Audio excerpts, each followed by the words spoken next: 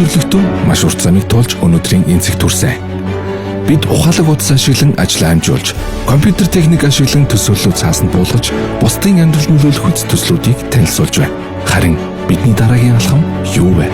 Харилцаа холбоо мэдээллийн технологийн эрен үед бид өөрийгөө, хүүхдүүдээ, гэр бүлээ, улс орон эдийн засгаа хөгжүүлэхэд энэ бүгдийг зөв зохистойгоор ашиглаж, их дэлхийг нэгэн сайхан газар хിവэрүүлдэхэд орших буйзаа.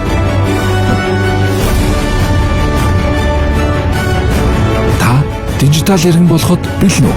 ICT Expo 2020 оны 10 сарын 9, 10, 11-нд Michelle Expo-т ерөнхий ивент тэтгэгч Mobicon, Unitel, Skytel, G-Mobile, Facebook.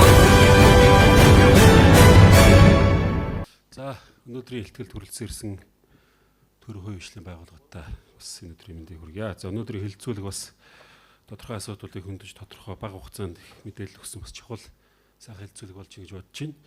За ерөнхийдөө бол өнөөдрийн ухаалаг хот гэж яриад байгаа концепц бол маш том концепц, маш том ойлголт ухтхан.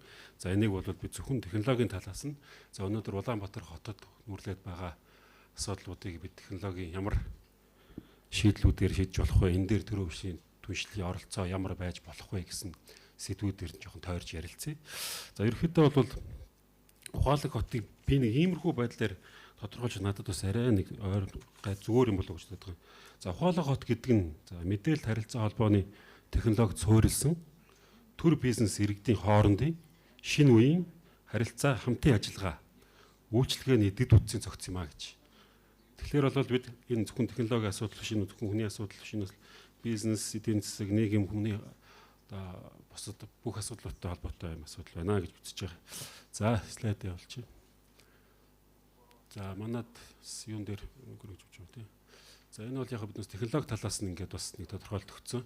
За харилцаа холбоо мэдээлэл технологийн орчин үеийн дэвшилтэт шийдлүүдийн дэд үтс амьдрах орчин үйлдвэрлэл үйлчлэгээ нэвтрүүлж хүн амын аюулгүй тав тухтай сэтгэл хангалуун ажиллаж амьдрах орчныг үрдүүлсэн хотыг одоо ухаалаг хот гэх юм аа гэдэг технологи талаас нас нэг ингээд тодорхойлцсон ингээд байж байгаа. За ерөнхийдөө бол дэлхийн хотууд ингээд өөрийнхөө одоо хөгжлийн түвшин эдийн засаг нийгмийн онцлогч үед юм уу соёлынхаа онцлогоос шалтгаалаад ингээд ухаалаг хот өөр өөрсдийнхөө концепцийг дэвшүүлдэг. За бид 2014 онд яг ухаалаг хот гэд хөтөлбөр одоо дэвшүүлсэн. Энийхээ хүрээнд бол бид 6 модультай байх юм байна гэж үзэж одоо ингэж бас ухаалаг хотын хөтөлбөрийг дэвшүүлсэн байгаа. Энд бол эдийн засаг, хүрээлэн буй орчин, мэдээллийн технологи, дэд бүтэц, амьдралын хэв маяг, за оршин суугч, за ухаалаг засаглал гэсэн ийм байдлаар ерөнхийдөө 6 модультай байна гэж ингэж тодорхойлсон байна. За бас хотоос явуулж байгаа бодлого гэх юм бол түрүүн биес 2014 онд ухаалаг Улаанбаатар хөтөлбөрийг анх батлаад өнөөдөр бол хэрэгжүүлээ явж байгаа. За 2016 онд бол ухаалаг Улаанбаатар хотын дэд бүтцийн мастер төлөвлөгөөг бас үйл ажиллагааны хөтөлбөртөө баталж бас ингэж хэрэгжүүлээ явж байгаа.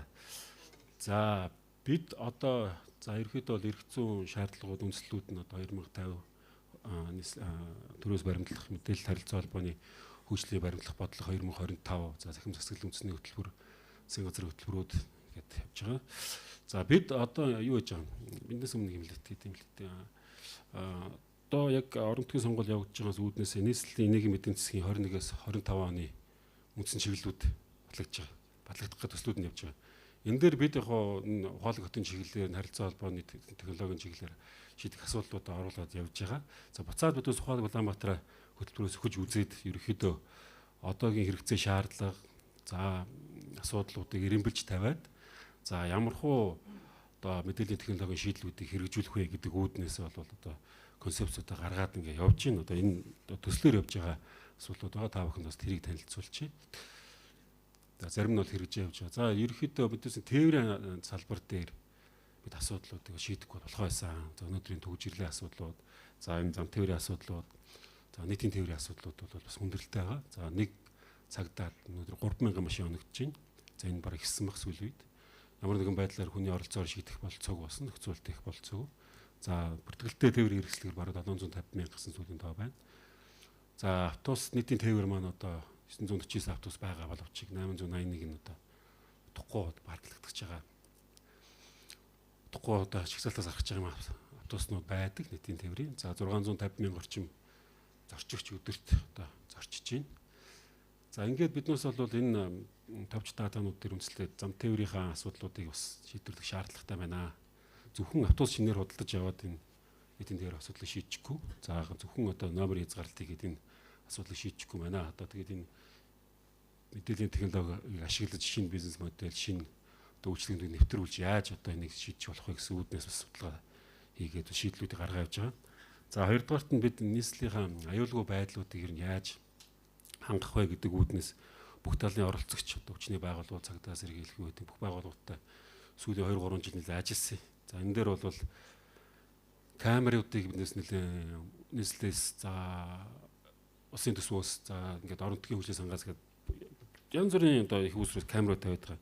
За энэ маань яг үр дүнтэй ашиглагдаж байна уу гэвэл бас үгүй. Бас дотмог байгаа. За өнөөдөр нийслэлийн 311 км квадрат суурьшлийн бүс байдаг. За нийслэл маань бас өөр одоо хүн амьдардгүй уул ус толгодч байт юм бүс байдаг. За энэ хүн амьдарч байгаа 311 км квадрат нутаг дэвсгэрийн 11.2%-ийг одоо бид камераар хинж байгаа гэж үзэж байгаа юм байна. Одоо бол за хоёрдугаарт бол бид зам тээврийн тал дээр бол ерөнхийдөө нийслэл бол 158 гэрлэн тохиолтой уулзуур байдаг. За энэс бол 119 биднээс одоо онлайнаар удирдах чадчих байна. За 44 одоо уулзуур дээр биднээс хяналт тавьдаг. Гэхдээ бид 8 уулзуур дээр л зохицуулт хийдэг, торгодог, барьдаг тийм асуудал хийж байгаа нь бол 10 жилийн өмнө нэвтэрсэн зам хөдөлгөөний удирдлагын төв гэж байгууллагыг зохион байгуулж хэрэгжүүлдэг. За ингэснээр бол бид одоогийн нөхцөл байдал бол иймэрхүү байна. Зам тээвэр аюулгүй байдал дээр хоёр тусдаа систем ингээд ерөөхдөө бол 10 жилийн өмнө ингээд энэ асуудлыг шийдсэн боловч одоо хэрэгцээ шаардлага нь үсэн явж байгаа маань энийг сайжруулах шаардлагатай гэдэг. За бид ойрын хугацаанд энэ 3 дээр төвлөрж ажиллах чаа. За захим засаглалаа бид нус хөгжүүлнэ. За өнөөдөр E-Mongolia бас үндэсний төрийн үйлчлэгийн нэгдсэн портал маань ашиглалтанд ороод удаагүй байна. За энэ бол бас бид 2018 онд нийслэлээр төрийн үйлчлэгийн захим шилжилт гэдэг төслийг хэрэгжүүлж за нийслэлийн төрийн байгууллагууд бол нэг цонхоор үйлчлэгээ үзүүлэх ёстой гэсэн концепцэнд үргэлжлээд одоо өнөөдөр E-Mongolia ч томоохон суурьтай үйлчлэгээ болоо явж байгаа маш баяртай байна. За ингээд E-Mongolia дээр биднээс өнөөдрийн байдлаар 112 үйлчлэгийг холбочихсон нийслэлээс үзүүлж байгаа. За ингээд биднээс дотоод захим шилжилттэй болоод захим засаглалаараа бас нэлийн урагшлуулад за үйлчлэгээ гарвал E-Mongolia руугаа холбоод ингээд явчихна. Үйлчлэгээ гаргаад E-Mongolia руу холбож байна. За захим засаглал дээр биднээс та бүхэн мэдж байгаа одоо манай газрын асуудал, одоо төлөвлөлтийн асуудал, за хөрөнгө оруулалтын асуудлууд, за эдийн засаг, төсвийн асуудлуудыг бид бол ингээд нээлттэй болох, ойлгомжтой болох асуудлууд дээр бол гүнд нь ортол захимжуулна гэсэн нэлээд шийдэмгээ бас концепцүүдийг оруулаад ингээд явж байгаа. За жишээ нь одоо үйлдвэрлэх хөрөнгийн бүртгэлэхэд бол ерөөхдөө бол захимжчихсан. За та бүхэн E-Mongolia-гаар ороод өөрийнхөө хөрөнгийн мэдээллийг авахд бол за анхны бүртгэл нь тэдэн тийм бүртгэлцсэн юм байна. Тэгээ банкны барьцаанд байгаа юм байна. Тэрнээс одоо шилжсэн юм байна гэсэн логууд нэг харагдчихж байгаа. Гэтэл манай газрын алба ерөнхий төлөвлөгөө одоо энэ хөрөнгө оруулалт юм дээр бол харагдахгүй байна. Жишээ нь манай хажуудлын газар дээр хэн аваад ямар байшин бариад хэн хүлээж аваад миний орон сууцыг ер нь хэн ямар комисс хүлээж авсан юм гэдэг мэдээлэл бол байхгүй гэсэн. Тэгэхээр энэ бүх үйл ажиллагаа бол нийслэл төр явж байгаа. Гэхдээ тус тусын байгууллага дээр явж байгаа. Энэ дээр биднээс бол дотоод захим шилжилтэндээ бол нэлээд анхаарал тавьж гүнд нь ор захимжуулнаа гэсэн төлөвлөгөөтэй ажиллаж байгаа. За бид нийтийн тээврийг хэрэгжүүлнэ, нийтийн тээврийг сайжруулнаа. Энэ дээр нийтийн тээвэр зөвхөн автобус биш. За такси, за ердийн өсгүүдийг биднээс нэгдсэн системээр холбох цаашлаад бол ухаалаг үйлчлэгүүдийг оруулах шаардлагатай байгаа. За энэ дээр бол бид та бүхэн мэдж байгаа 2015 оноос хойш Улаанбаатар Smart Card гэдэг компани өнөөдөр энэ хүү нийтийн тээврийг болгохоор ингэж ажиллаж байгаа. Энэ дээр бол алдаа тогтогдол байгаа. За энэ дээр бол бид нэг цаашд нь бол зас залруулахаар бас ажиллаж байна. За аюулгүй хот гэдэг төслийг бас бид хэрэгжүүлж эхэлж байгаа. Улаанбаатар хотын бүх за эхлээд бол бид нөгөө ухаалаг хот маань сүүлийн концепт, сүүлийн одоо ойлголт бол дүрсэн дээр анализ хийхтэй. Камераар мэдээлэл аваад аюулгүй байдал болон төлөвлөлтүүдээ хийж ийн real time. Тэгэхээр бид энэ камерын асуудлуудыг нэг тийш шийдэх бол үнэхээр болохгүй байна. Маш олон оролцогчтой. Яг үүндээ ингээд очиод энэ биднээс аюулгүй байдлыг энэ камер хамгаалаад байна вөхөр бас өрөөсгөл. Үндэ 40% ажиллахгүй байна. Очиод үзэхээр хин дуртанд бичлэг аваавчдаг. Яг нотлох баримтын хэмжээнд бичлэг байхгүй. За замын хөдөлгөөний удирдах бас болохгүй байна. Тэг яг биднээс энэ чинь нөгөө камер хэрэгтэй нэг маш их гэмт хэрэг одоо урьдчилан сэргийлж байгаа маш их гэмт хэрэг илрүүлж байгаа зүг. Гэхдээ биднээс энийг сайжруулах хэрэгтэй. Тэгэд энэ гурван бүлэг дээр модуль дээр биднээс технологийн шийдлүүдийг гаргаад цаашд ингээд ажиллана. За ингээд ажлуудын дараалал тавьсан байгаа. За бид чинь цахим засаглал дээр мэдээ түрүү ярьсан нэг байгууллагуудаа бол мөндөнд ор цахимжуулна. За 21 онд багтаагаад аж ахуй нэгжтэй холбоотой үйлчлэгнүүдийг. За нийслэл тодорхой аж ахуй нэгжтэй холбоотой үйлчлэг маш их байдаг. За нэг комисс авдаг ч юм уу, газар авдаг ч юм уу, комиссийн нэг шийдвэр авдаг ч юм уу. За нэг 8 нэрийн юу авдаг, фьюрл авдаг асуудлуудыг аж ахуй нэгжтэй холбоотой үйлчлэгнүүдийг 50% нь бол 21 онд захимжуулаад ийм Монгол руу гаргачихъя гэж. За нийслэлтэй аж ахуй нэгж байгууллага хандж байгаа бол ирээдүйд 22 гэхэд 100% ямар нэгэн цаасгүйгээр зөвхөн ийм Монголигаар харьцна гэсэн. Ийм Монголигаар цахимаар онлайнаар харьцна гэсэн.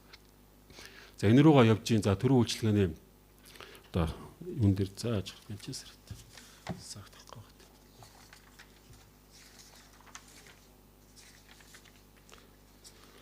Тэгээд цахим засал дээр ерөнхийдөө тухайн газрын алба ерөнхий төлөвлөгөө гэж одоо бас нэлээд хүндрэлтэй үйлчлэгнүүдийг захимжуулаад цааш нэгээд ахиулаад явуулна. Аж ахуй нэгжийн үйлчлэгнүүдийг бид бол 100% дотоод захимжилттэй ингээд хийгээ явуулчихнаа.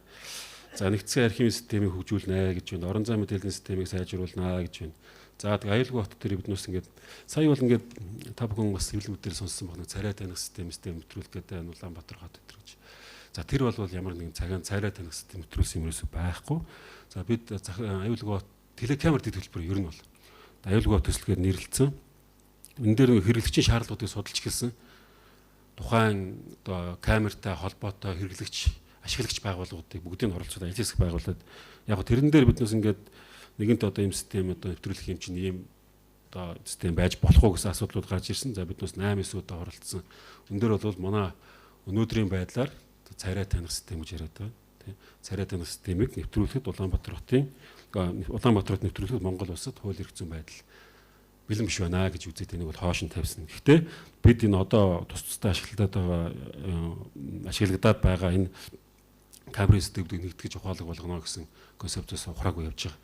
За хоёрдугаарт бол энэ аюулгүй төсөл дээр бол бид Улаанбаатар хотын зам хөдөлгөөний удирдлагын төвийн системийг шинчлэх. За цаашлаад өнөөдөр бол 30 уулзуурыг тодорхойлцсон байгаа даа. За энэ дээр бол технээсээ туршилтаа хийгээд ингэ явж байгаа. Зөвхөн замын одоо би дандаа практик юм яриад байгаа шүү дээ. Тэр нь бол тэгээд биднээс нөгөө цагуур уулзуур гэж яддаг шүү дээ.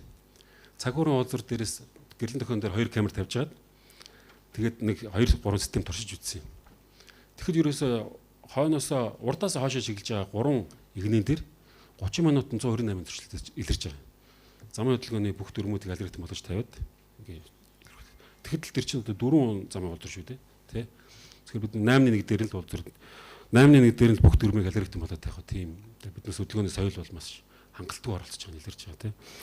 Тэгэхээр яг хоо иргэдээ торох гээд байгаа юм биш.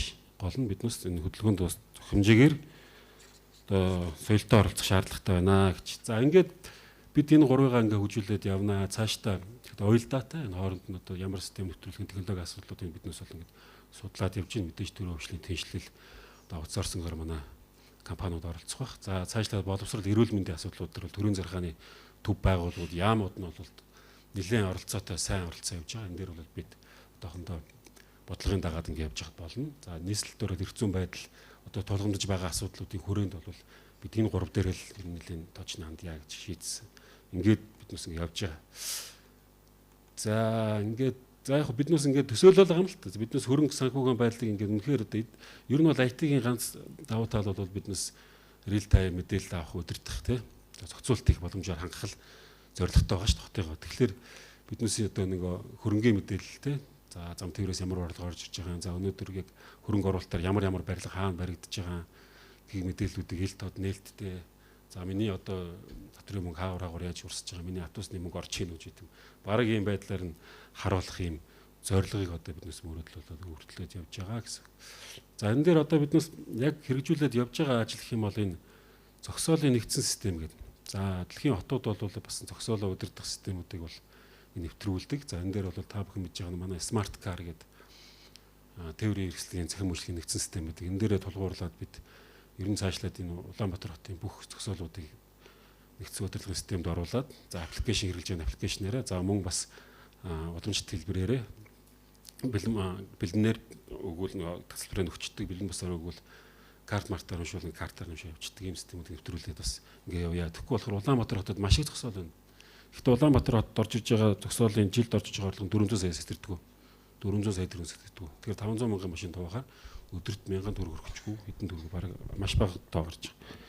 Тэгэхээр энэ асуудлуудыг биднээс бас иргэдийнхаа одоо нуруунд дээр татврын болон хураамжийн асуудал одоо үүрүүлэхгүйгээр за технологийн асуудлуудаар бид цоорхог нэгж чадах юм бол бас зам тээврийн асуудлаас овоо их мөнгө олчих болцоотой буцаагаад энийга замдаа зарцуулах болцоо байна гэж үзэж байгаа. Яаж өдөртөө дараагийн слайд гаргаж өдөртөө очлаа. Гаццсан уу? Юу л. За тэгээд бас зам тээврийн яамтай хамтраад бас засгийн газрын үйл ажиллагааны хөтөлбөрт орсон RFID системийг өдөөс нэвтрүүлэх гээд зорио явж байгаа. За Улаанбаатарын 8 цэг дээр 7 товчон дээр ямар ч байсан RFID уншигчдыг ингээ байрлуулад ингээ явж гин одоо бол ажил 70-80% явж байгаа. За ер нь бол товчон дээр байрлуулах ардталтай мэдээж төлбөр тооцсон системүүд нь холбогдсон. За нэг машиныхаа машина уншаад одоо хаагур яваад байна гэдэг нэгс мэдээллүүдийг цуглуулах. За төлбөр тооцоог энэ одоо онлайн болох автоматжуулах чиглэлээр RFID системээс ингээд нэвтрүүлээ явж байгаа. За түрүүний нөгөө зам тээврийн замын 30 зур дээр нэвтрүүлэх одоо байршил маань энэ байгаа. Тэр цэнхрүүд нь болохоор одоо RFID систем нэвтэрч байгаа. Ирээдүйд бүсчлэл болон бус хязгаарлалтуудын зохицуулалтуудын арга хэмжээг авахд энэ хүү системүүд нь эхний шат болж өгөх юм а гэж ингээд бүх одоо оролцогч талуудынхаа саналыг аваад тэгээд ингээд хэрэгцээ шаардлагын тулгуурлаад ингээд явж байгаа. За төлбөрийн асуудал байгаад байгаа. Биднээс маш их хурамж байгаа юм. Нийслэлд маш их хурамж. За зогсоолд биднээс мөнгө өгж байгаа. Замын хурамжид мөнгө өгж байгаа. Постод мөнгө өгж байгаа. Автобусд мөнгө өгж байгаа. Таксинд мөнгө өгж байгаа. Тээврийн татварт мөнгө өгж байгаа. Торгуул хурамжид мөнгө өгж байгаа. За энэ орлогууд маань 100% цугларж байгааг үл үгүй. Би өнөөдөр татвараа төлчөөд замаараа төгжрөө явж байгаа. Татвараа төлөөгүй замын төгжрөө үсгэл явж байгаа. Шудраг ус байгаа тийм. Тэгэхээр энэ асуудлуудыг биднээс иргэдийнхэн түрүү хэлдэг нуруунд дээр ачаал үүсэхгүй татвар нэмэхгүйгээр татвараа 100% авах болцоог бол энэ технологиороор зохицуулах хэрэгтэй гэдэг биднээс ингээд бас төлбөрийн системүүдэд сайжруулах зам тээврийн системтэй холбох бодолтой байгаа. За ингээд 30% зураар биднээс яг ингээд иймэрхүү шийдлүүдийг ингээд оруулсан байна. За ингээд зам тээврийн яамтайгаа хамтраад биднээс ирээдүйд бол энэ замын хөдөлгөөний удирдлагын төв ирээдүйд гэж одоо энэ баг хийгдэж баг явж шахвал болж байна. Тэгээд замын хөдөлгөөний удирдлагын төв болон бусад энэ чигүүргийн байгууллагуудыг ингээ холбож нэгдсэн юм системд оруулнаа гэж төлөвлөж байгаа. За камерын системд камера биднээс мэдээлэл авчин, за RFID системээр биднээс мэдээлэл төлбөр тооцоогоо хийгчин, за гэрлэн төхөөгөө удирдах шаардлагатай. За мөн цаашлаад энэ зогсоолын нэгдсэн системийг холбоно. За тээврийг бол сайжруулж холбоно. За таксины системийг холбох шаардлагатай. За ингээд биднээс энэ системээр хоорондоо удирдагтаад төлбөр тооцоо хийгдээд энэ системүүдээс мэдээж иргэдүүдэд үйлчлэгээ гарна. Энийг ийм Монголиа за смарт карт гэдэг юм уу үйлчлэгнүүдийг гаргаж ирж одоо продакшн болгож тавина. За ингээд бид яг нэг иймэрхүү байдлаар төсөөлж байгаа. Манай аж ахуйн нэгж байгууллагууд бас иймэрхүү бодлоготой гэдэг харах хэрэгтэй баг. За тэгээд эцэст нь хэлэхэд бол яг бид нар нэгдсэн бодлогоор ингээд хаавч бас явж эхэлж байна. Тэ байгууллага бол өөрийнхөө үйл ажиллагаа захимжуулаад иргэдэд ойлгомжгүй байдлаар үйлчлэг үзүүлдэг гэсэн мэт өндөр Монголиаг гараад ирж байна. За ингээд нэгдсэн бодлого хууль эрх зүйн асуудлуудыг биднээс ингээд шийдвэрлэх шаардлагатай гэдэг ерөөхдөө нэг чийлэн сорилтууд хэлж байна тий. За хоёрдугаар түрүүн бас түрүүний ихтгэл дээр дурдлаа би бас тэгж нэлээд бодоод байгаа. Яг гэхээр за системээ дагаад ч юм уу одоо хэрэгцээ шаардлагаа дагаад манай төрийн байгууллагууд ялангуяа нийслэл бизнес процессыг өөрчлөх шаардлагатай болчихсон. Бизнес моделийг өөрчлөх шаардлагатай болчихсон. За тэр асуудлуудыг биднээс яг нэгдсэн бодлого хууль эрх зүйдээр яриад байна. За иргэдийн захин оролцоог дэмжих гэж тий байнга явж байгаа асуудал. За төр хөвшлийн ашигтай загварыг тодорхойлж тавьмаар байгаа байхгүй. Яг үндэ эн чинь маш их боломж байгаад идэг. Хувийн хөвшил ороод ажиллах маш их боломж байгаад байна. Загвар нь байхгүй. Загвар нь байгаа. Гэхдээ тэр хэрэглэхэд амар түүхтэй, олон чадамжлагтай, дээрээс нь бас юм хууль эрх зүйн жоохон түүхтэй асуудал байгаад. За ингээд энэ асуудлуудаа тойроод одоо ярилцах юм шиг байна те. За баярлалаа та бүхэнд.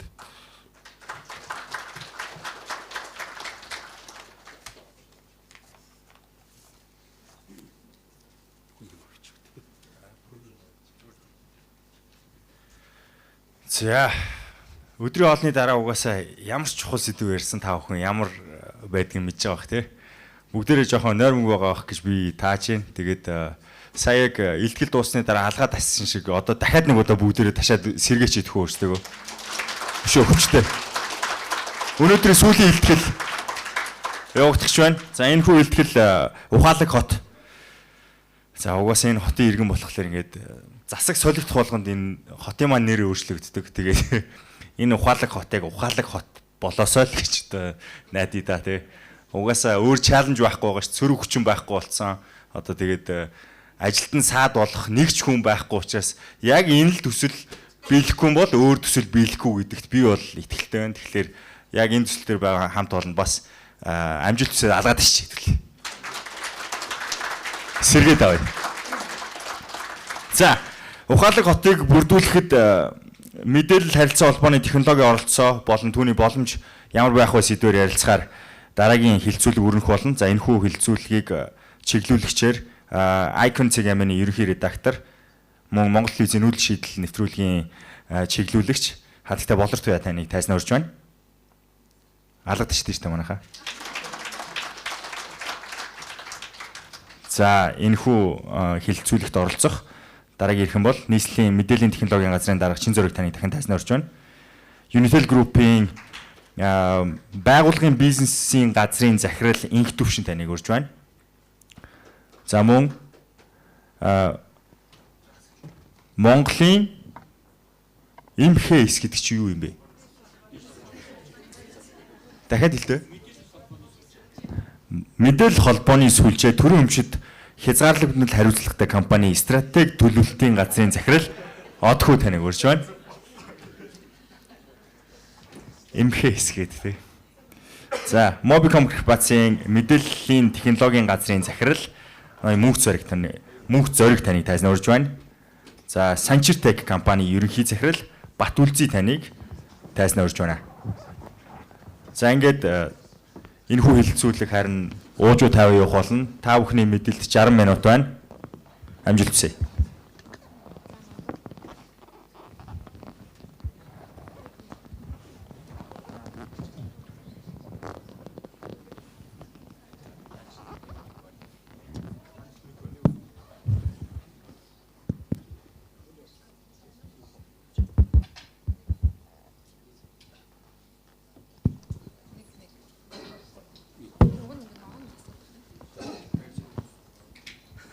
Нэг. За баярлалаа.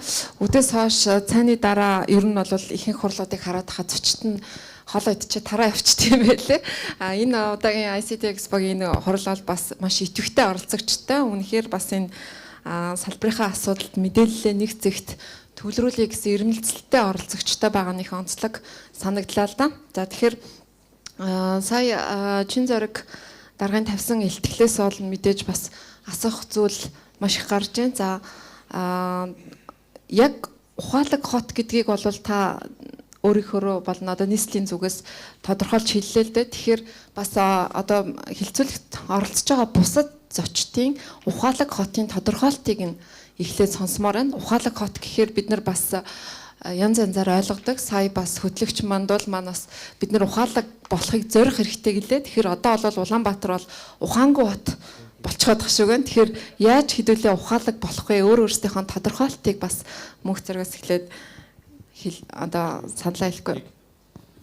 За сая зөндөө ойлголтоогоо тэгээд Чин зөрөг дараа бас хэлсэн. Улс орон болго өөрсдийнхөө онцлог хэрэгцээ шаардлага нийцүүлээд Ухаалаг хот гэдгийг тодорхойлцдог. Тэгээд миний ойлгож байгаагаар болохоор их хөвгөлтэй big data-нд үндэслэж шийдвэрүүд гардаг.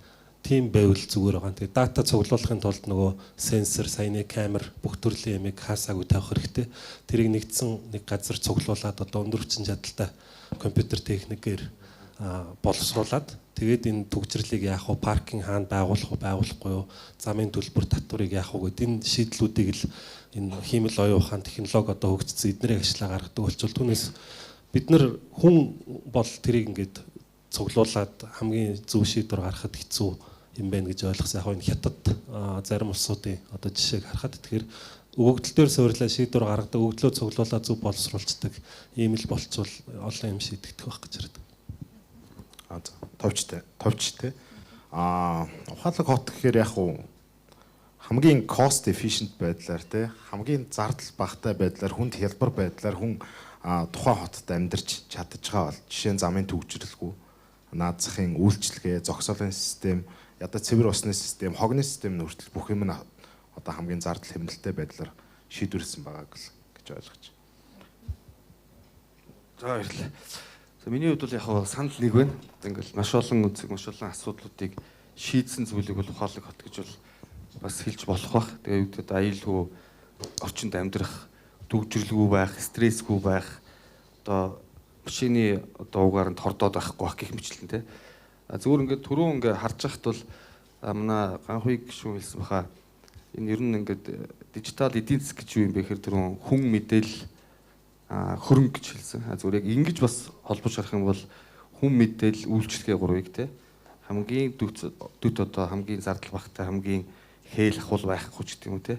Ийм шийдэж байгаа шийдлийг л одоо ухаалаг хот гэж бас хэлж болох байна. Ер нь бол яг ухаалаг хотын талаар бол өөрөө ойлголт нь бол цааш нь биш те. Тэгээд энэ нь бол дэлхийд дээр бол одоо олон судалгааны байгууллагууд энийг одоо тодорхойлсон тийм үзүүлэлтүүд байдаг л да. Тийм болохоор бид энэ цаашны хөндөх шаардлага баг байхгүй байх гэж бодож байгаа. Тэгээд хамгийн сүүлийн үеийн судалгаануудаар одоо ялангуяа 2020 онд дэлхийн топ одоо 10 ухаалаг хотыг ингээд нэрлсэн байгаа л да. Тэгээд нийтэн Лондон, тэгэл Нью-Йорк гэл яваал. Азиас бол Сингапур гэдэг хотод явж байгаа. Тэгээд энд бол манай сая Чинзо даргын эхлэл дээр сайхад бол 6 критерий хэрэгэлт юм байна. Тэр судалгаан дээр бол 9 критерий хэрэгэлдэг. Тэгээ яг энэ критерийн дээр ингээд ухаалаг хотуудын ингээд шалгаруулсан байдлыг ингээд аваад үзэхэд нэг сони юм ажиглагдаад байгаа. Тэр нь болохоор сая мөнгө зэрэг захирал хэллээ л дээ. Яг хот болгон өөрсдийн гэсэн ухаалаг модельтэй байх хэрэгтэй гэдэг нь тухайн хотын culture, соёл тий бүх юмудаас ингээд хамаарат хот маань өөрөө тийм өрмөц ухаалагыг бий болгох хэрэгтэй. Яг эцсийн зорилго нь саяны 9 критерий манай хотын 6 критерий хангасан. Энэ хотод бол зөвхөн хотын иргэн тийм таатай орчинд амьдраа зогсохгүй гадаадын хүмүүс хүртэл манай хотод ирэхэд гэртээ байгаа юм шиг тийм хотыг бол байгуулах хэрэгтэй болчихж байгаа тийм. Тэгээ энэ одоо саяны сүүлийн критерий бол тэр 9 критерий нэгдэн явж идэг. Одоо Америкийн иргэн Монголд Улаанбаатарт маань ирэхэд яг л Нью-Йоркт байгаа юм шиг Uber-тэй, Нью-Йоркт байгаа юм шиг хурдан түргэн хоолтой тийм ийм үйлчлэгээнүүдтэй тэгээд Нью-Йоркт байгаа юм шиг агарын чанараа харж чаддаг, баталгаатай мэдж чаддаг, мэдээлэлд итгэж чаддаг тийм энэ системийг гэтээ эргээд ухаалаг хотоо бид нэр бий болгохын тал дээр бол маш их тийм комплекс технологи, инновац, мэдээллийн технологийн том нүсэр систем ажилтдаг. Тэгээ энэ дээр бол мэдээж цаашаа асуугаад явчих واخ. Тэгэхээр чин зэрэг дараагийн хувьд бас түрүү өөрийнхөө тодорхойлтыг хэлсэн. Таны илтгэлд гарсан одоо сүүлийн одоо анхаарах хэвээр 3 поинтыг та тодорхойлж хэлсэн. Энэ дээр болохоор төр хувийн хөвчлийн одоо хамтын ажиллагаан дээр тодорхой саад бэрхшээлүүд, ойлгомжгүй зүйлүүд байна гэдэг чинь энэний шийдлийг яг хэрхэн харж байна. Одоо ингээд хувийн хөвчлийнхэн сууж байгаа дээр бид нэр асуудлаа шийдээд тэ энэ одоо нэгэнтээ ингээ хурал хийж байгаагийнх бид нар хамгийн сүүлийн хилцүүлэг болж байна л та. Тодорхой юм дээр энэ хурлаас гараад бид нар хамгийн түрүүнд энийг хийх хэрэгтэй байна. Одоо тэр төр хувийн хвшлийн хамтын ажиллагаан дээр яг юу хийж болохоор байна та эхнээс нь ингээ дурдахгүй.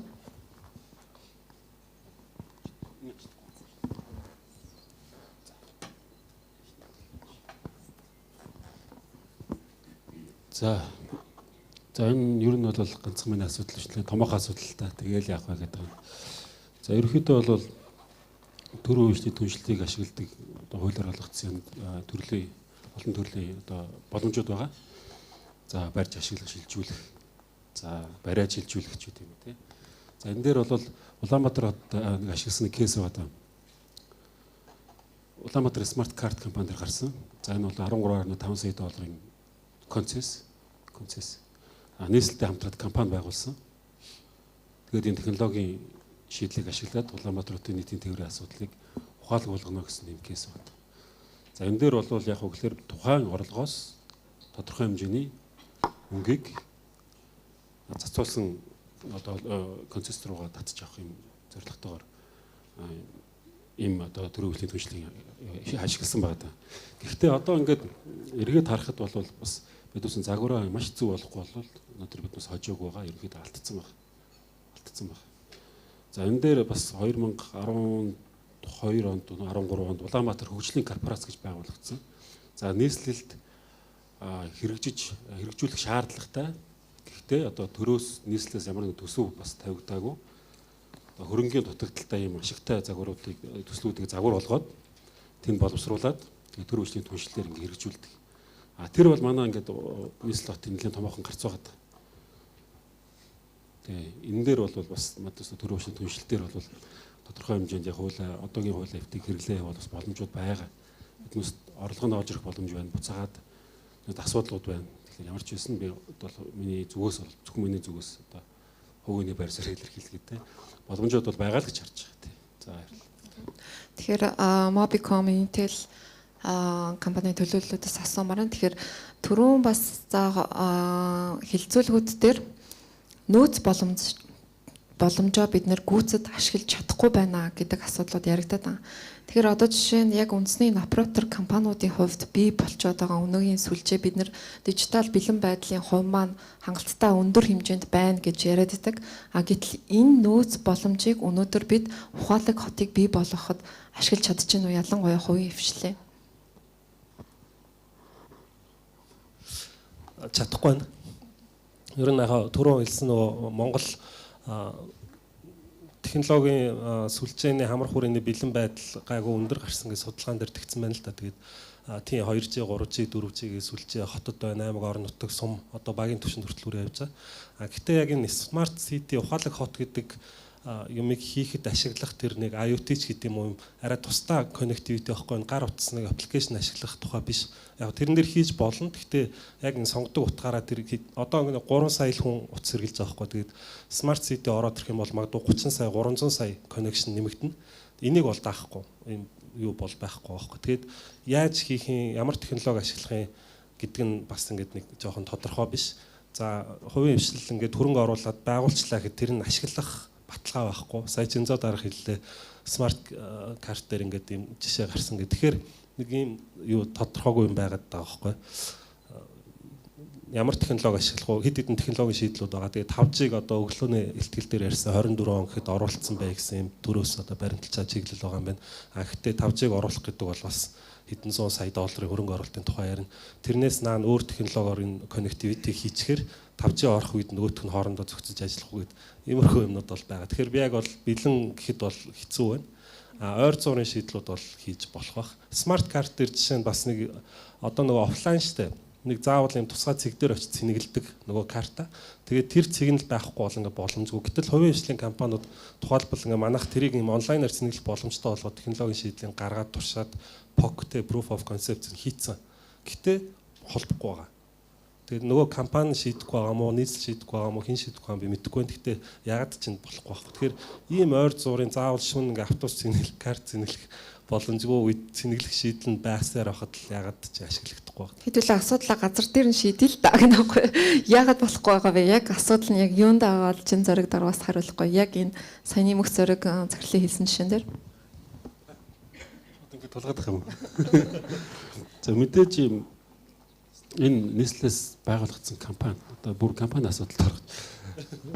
Тэгээд хариулчих тий. Ерхэд одоо энэ дээр бол нийтийн төвийн үйлчлэгээний газар маань бол уул ингээд нэлийн чармаалтаа явдیں۔ Гэтэл яг уу гэхээр гэрээн дээрээ за мөн одоо засгийн газрын тогтоол дээр Улаанбаатар энэхүү картыг зөвхөн нийтийн төвөөрт ашиглана. Тэгээд офлайн байна гэсэн. Бүрт матуу гэрээ бат. Биднээс бол ингээд гэрээг сайжруулах гэдэг нэлээд ажиллаж байгаа.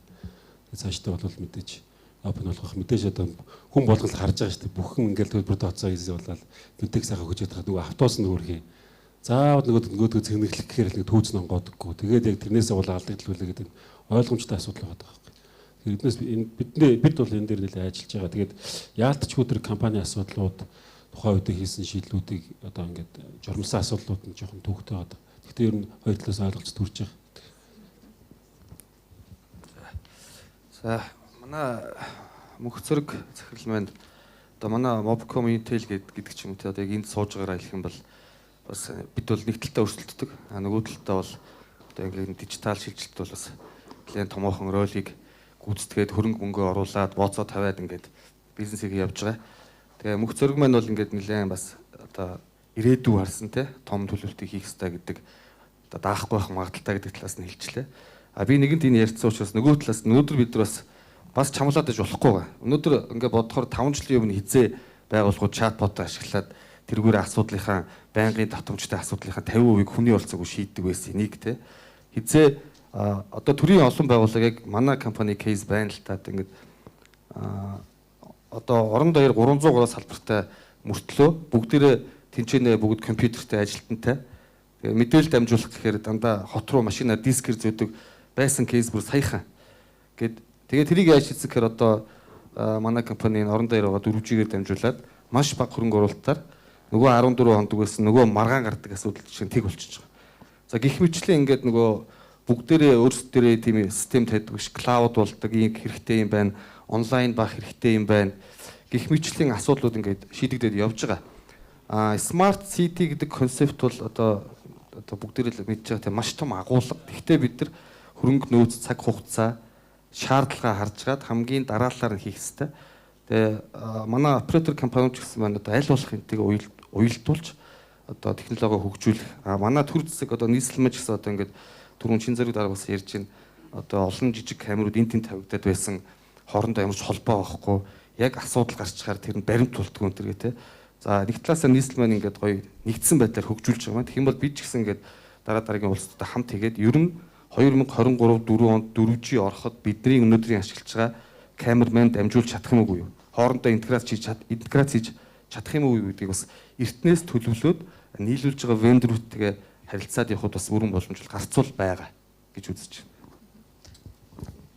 За яг саяны асуудал дээр тодорхойлолоо аваад ирээд байгаа. Тэгэхээр ер нь бол яг энэ инфраструктурыг дэд бүтс яг Smart City дээр дата өгөгдлөө яаж авах уу гэдэг асуудлыг хөндлөн сая мөнх зэрэг захирал хөндлөө сая дахиад тодруулах хийж байна. Яг энэ дээр бид нар сүүлийн 5 жил яг IoT дээр ажиллаж ирсэнийхээ хувьд бол заашгүй хэлэх ёстой нэг асуудлууд байгаа юм л да. Тэрний үеийн хэлээ зэрэг McKinsey ч байна, Gartner-ийн судалгаан дээр ч байна. Ойр ирэх 2-3 жил гэхэд дэлхийд дээр нийт холбогдох эзүүсийн тоо бол 50 тэрбум гэсэн тоо гарч иж байгаа. Тэгэхээр түрүүн мөнх зэрэг захирлын хэлж байгаагаас илүү олон сая connection үүснэ гэсэн үг л дээ. Бидэрт бол одоо 3 жилийн дараа 4 жилийн дараа Улаанбаатарт тэгээд бид нар итгэнүү байна уу? Энэ бол угаасаа амьдрал ингэж ирнэ. Тэгэхээр яг энэ дээр холбоотой инфраструктурын асуудал дээр мөнх зэрэг захирлын тавьж байгаа байр суурьд би санал нэг байгаа. Ягаад тэгэхээр энэ том одоо олон жижигхэн тэр сенсоруудын өгөгдөл нь жоохон л доо камерын өгөгдлөөс харьцуулах бол маш жоохон пейлоттой. Тэгвэл эн чинь маш олон сенсор өгөгдлүүд өгж байгаа тохиолдолд энэ зориулсан инфраструктурыг татах хэрэгтэй гэдэг заавал. Тэгэхэд яг би энэ дээр бол бас Чинзо даргаас асуумаар санагдаж байгаа. Тэр нь болохоор бид нар энэ яг ойрын ирээдүйд энэ IoT инфраструктур тал дээр саяны юун дээр бол гарсангүй. Тэгээ энэ дээр ямар төлөвлөгөө хийж байгаа юм. За энэ дээр яг жишээ аваад ирэхэд гадаадд бол одоо их сайхан туршлагууд байна. Одоо Амстердам байна. Дэлхийн шилдэг хот болсон. Барселонод байна. Европт бол эдгээр бол зэрэг хувийн хвшлийнхнийг дээрэс нь бүр хувийн хвшил дотроо бүх иргэдүүдийг оролцуулаад тэднийхээ хүслээр тэднийхээ хөрөнгө мөнгөөр энэ IoT инфраструктурыг үүсгэж явж байгаа туршлага байна. Нэг компани нэг жижигхэн станц компанитер байрлуулаад нэг компани юм байрлуулаад тэгээ нэг компани болохоор нэг агаарын бохирдлын 2.5-ыг хэмждэг сенсор байрлуулаад тэгээд энэ ингээд нийт хотынхаа иргэдийнхээ хүчээр ингээд ухаалгынхаа гол юм ингээд зангидаад явж байгаа туршлагууд байна тийм. Гэхдээ бид нар өнөөдөр дугуй байж болохгүй. Яг одоо энэ операторуудынхаа эдгээр яаж хөрөнгө оруулалт хийх вэ? Эдгээр яаж явах уу гэдгийг харах биш. Бид нар эргээд ухаалаг хотоо хийж байгаа тохиолдолд эдгэрт бид нар ийм хэмжээний дата, ийм хэмжээний өгөгдлийн одоо трафик өгнө гэсэн захиалгаа өгөх маягаар эдгэртээ туслахгүй бол саяны дүн хэлж байна. 100 сая доллар хөрөнгө оруулалт гэдэг бол энэ операторууд бол бас хэцүү шийдэх асуудал тий. Тэгээ 5G хөрөнгө оруулалт хийх. Тэгээ 5G дахиад IoT дэд бүтсэн дээр бол тэр зөвхөн хотын төвлөрсөн сэтэл ажилладаг IoT дээр бол ингээ хот суурин досгон руу болоод ирэхлээр зэрэг LoRaWAN ч юм уу бус төрлийн технологиуд ашигладаг. Тэгэхээр энэ дээр ийм нэгдсэн одоо доорынхаа 5 жилийн урагшаа харсан юугаа төлөвлөлтөө айгу гаргасан баймаар байна. Энд бас ингээд хувийн хвшилтийг айгу сайн ажилламаар. Тэр Нью-Йорк Сити бол яасан гэхлээр зэрэг энэ дээр open зарлалцсан. За яг ийм технологи бид нар хэрэгжүүлэх гэж байна. Хувийн хвшлийнхэн орвол бид нар тийм доорынхаа тэдэн долларын грант өгнө гэдэг. Тэгээд 5 6 компани ороод ирэнгүүт нь 5-нд нь адилхан грант өгөөд тэгээд тэдний пилот дээр санхүүжилт хийгээд тэгээд тэдрээс ингээд унаад өгөнгүүт л гарсан сүүлийн компанийнхаа POC-г нь дэмжээл хот хэрэгжүүл явчихж байгаа байхгүй. Яг энийг бид нар одоо хот хувийн байгууллагуудын хооронд түншлэн ялангуяа Smart City дээр бол энэ бол айгүй дутагдана. Ягаад гэхээр нэг ийм асуудал гарч ирсэн надаас. Smart Park дээр бид нар өнгөрсөн жил ажил хэсэгт орж ажиллаж байсан. Тэгэхэд ажил хэсгээс надаас нэг ийм асуудал гарч ирсэн. Батлын зөвхөн таны яриад байгаа IoT based Smart Park-ны solution-га та урд нь хэрэгжүүлсэн юм уу? Өөрөөр хэлбэл энэ чинь хуучин ийм маягаар ажиллаж ирсэн шүү дээ. Тэгэхээр угаасаа энэ чинь өөрөөс цоош нь байхгүй юу? Энийг өнөөдөр хэрэгжүүлсэн Монголын компани битгийл гадаадын компани олоход хэцүү байхгүй юу? Тэгэд ийм тохиолдолд саяны өдөр Нью-Йоркийн туршлага байна тий. Ийм юмуудыг бид бас өргөн ашигласаа гэж бас хүсэж байгаа. Энэ дээр та тайлбарлах уу? За түрүүн би нөгөө түншлэл гэж яриад байгаа юм маань зөвхөн нөгөө санхүү эдийн засаг дээр биш. Одоо өнөөдрийн хадуудад бүтсэн түншлэл, за мэдээллийн системүүдийн хоорондоо ашигтай байдлаар түншлэх, за дата урсгалын бас ашигтай байдлаар түншлэх тухайн асуудлуудыг яриад байгаа юм л та. Тэгээ яг үндэ бол ингээд яг амьдрал дээр бол зөв жоо нээлттэй ирчээ те ер нь бол чинь хот бол ингээд IT-ийн компаниудыг гомдож байгаа. Гомдож байгаа. Яагаад гэвэл биднээс нөгөө яг загвараа болоо хамтарч чадахгүй байгаа байхгүй. Бүгдээрээ гоё юм хий гэж өрөөд ирдэг. Тэгэд хийгээл өрөөд ирдэг. Тэгэл нөгөө юм би болохоор шийдэл талаас нь хараад идэг. Гэтэл нөгөө гэрээ хууль эрх зүйн тал дээр очихоор биднээс бол яг гацалтын байдалд орчод байгаа байхгүй. Тэгэхээр би энэ түншлэлийн загваруудаа биднээс тодорхой болгоё. Тэгэхгүй бол цаашдаа энэ асуудал маань биднээс төрөө биш түншлэлээр гэж яриад байгаа боловч энэ асуудлуудаа тэс хөгжүүлж чадахгүй байна. Төр угаасаа бид хийж чадахгүй шүү дээ. Ямар ч боломж байхгүй. Тэгээ хувийн компаниудад маш их шийдлүүд, маш их ресурсууд байна. Мэдээж одоо төрийн байгууллагын одоо албаа агчдын сая төгрөг өрөхгүй цалин аваад ямар шийдэл гаргах вэ? Тэгэхээр биднээс энэ боломжуудаа хоорондоо ашиглах тал дээр бол бас нэлээд нухацтай ярмаар байгаа. Тэгээ энийг яг тусдан тэгээд бас ярих байхад тэгэхээр ийм асуудал байгаа. Тэгээ яг одоо над дээр бол шийдэл алга. Гэтэ бол ер нь ингээд сая биднээс ингээд бас хотын удирдлагуудтай уулзаад бас нэг юм шийдвэр нэлээд бас шийдлэх ёстой асуудлын жагсаалтанд оруулсан нэг асуудал бол энийг оруулсан. Энэ асуудлыг оруулсан. За биднээс ингээд зам тээврийн систем ч гэдэг юм ингээд одоо байгаа систем нэгдээд ингээд ялтчгүй ингээд өөрчлөгдөд платформ болго хөгжиж явах юм байна. Гэтэл манай одоо энэ төрийн байгууллага чинь өөр л нийслэлийн засаг дарганы хамгийн газар гэл нэг байдаг. Нөгөө захирчийн ажлын алба гэл нэг байдаг. Энэ өлег болсон энэ загвар бүтц чинь болохгүй байна. Энд шинжилгээ хийгээч. Бизнес процесс шинжилгээ хийгээч. Энд чинь одоо цаашдаа зөв зохион байгуулалт дээр явахгүй бол одоо яг манай нийслэл дээр одоо жишээ нь шийдэл нэвтрэхгүй болчиход байгаа байхгүй яг үндэ. Нэвтрэхгүй болчиход байгаа. Тэр нь болохгүй нь болохгүй. Өөрөөр хэлбэл одоо төгжээ нийслэл дээр байгаад байна зөв. Яг зөвөр энэ чинь нийслэл дээр биш дээ. Төрийн байгууллагаар чинь явж байгаа юм тий. Тэгээ өөрөө гомоолж байгаа юм шүү. Тэгэхээр яг зөвөр нээлттэй ярьж байгаа нэг нь хилцүүлэг юм чи тий. Тэгэхээр энэ асуудлуудыг биднээс олж харсан гэж хэлэх гэж байгаа юм нөгөө талаасаа. Олж харсан, олж хараад энэ бизнес модельүүдийг биднээс зохион байгуулах арга хэмжээнд нас оруулнаа гэж төлөвлөж байгаа. Тийм байгаа шүү. За. Төрөжих нэгдээ слайд гэнэ. Өглөөнөөс хойш хэдүүлээ ингээд нэг юм ярихаар одоо дандаа софтвер, контент талынхаа хүмүүс ярьсан те. Дид бүтц бэлэн байна уу? Бэлэн байна. Биднэрт дид бүтсэн байна гэдэг. Одоо ер нь бол хатуу дид бүтц талаасаа ярихээр манай компани одоо ер нь бол би бол одоо ингээд бусад бүх компаниуд төлөөлөө ярьж байгаа байхгүй юу? Яг ингээ харахаар ер нь бол бэлэн байдалгаа ярихаар манай хувьд болохоор арай өөр. Сүлжээний бэлэн байдал бэлэн байна уу гэхэд төрийн үйлчлэгээ явахад ч юм уу 3G 4G явахад ч юм уу бид нар ус тасарчлаа, тог тасарчлаа гэдгээс илүү уц тасарчлаа гэж нэг барагтай бол ярьдгүй баг. Манайх тэрэн дээр бол 4-9-ийн зарчимтай байдаг харилцаа холбооны оператор компаниуд хөдөө орон нутг руу явж байгаа сүлжээ 8 сумаас бусд нь бол коннекшнтэй байна те.